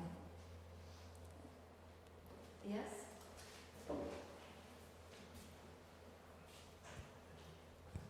I found it really interesting what you were saying about the within individual parts following the rules of sort of good counterpoint of avoiding fourths or second inversions. I found it really interesting that in individual parts that was prioritized, even if the overall ensemble didn't have that effect. I thought that was a really kind of detailed approach from that source. What I found really interesting is that in one of the scores, that a couple of them, there was like parallel fifths all over the place, and I was thinking, okay, so is there some sort of relaxation at that time around sort of good counterpoint allowing parallel fifths, or yeah? If there are any parallel fifths in the transcription, it's probably a mistake of the transcription because my mistake, because they intabulated very good music by Josquin, Villers, and so there were no parallel fifths. I will look again into my transcription. But what I want to add about the parallel fourths, because in my examples I was just focusing to show this thing of the parallel fourths. What is interesting about that is that intabulating vocal music was considered a way for learning counterpoint. So there was a pedagogical purpose, and for this reason, you don't want to teach somebody fourths. So they learn in a practical way, and so they take care of this. Each part must have a sense by its own, must sound well by its own, because the person is learning while he's doing so, or she's doing so. Yes.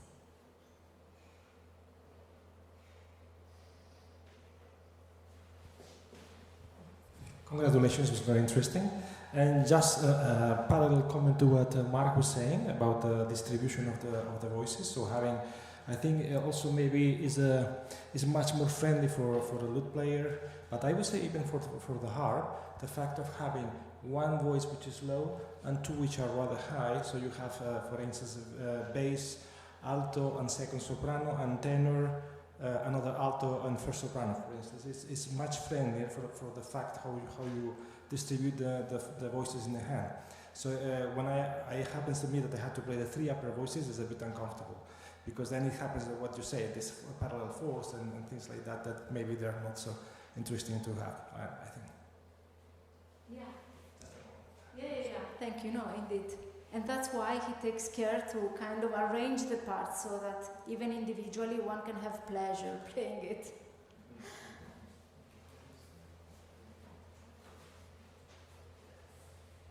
Okay. This is a good last word. Having pleasure. Thank you again.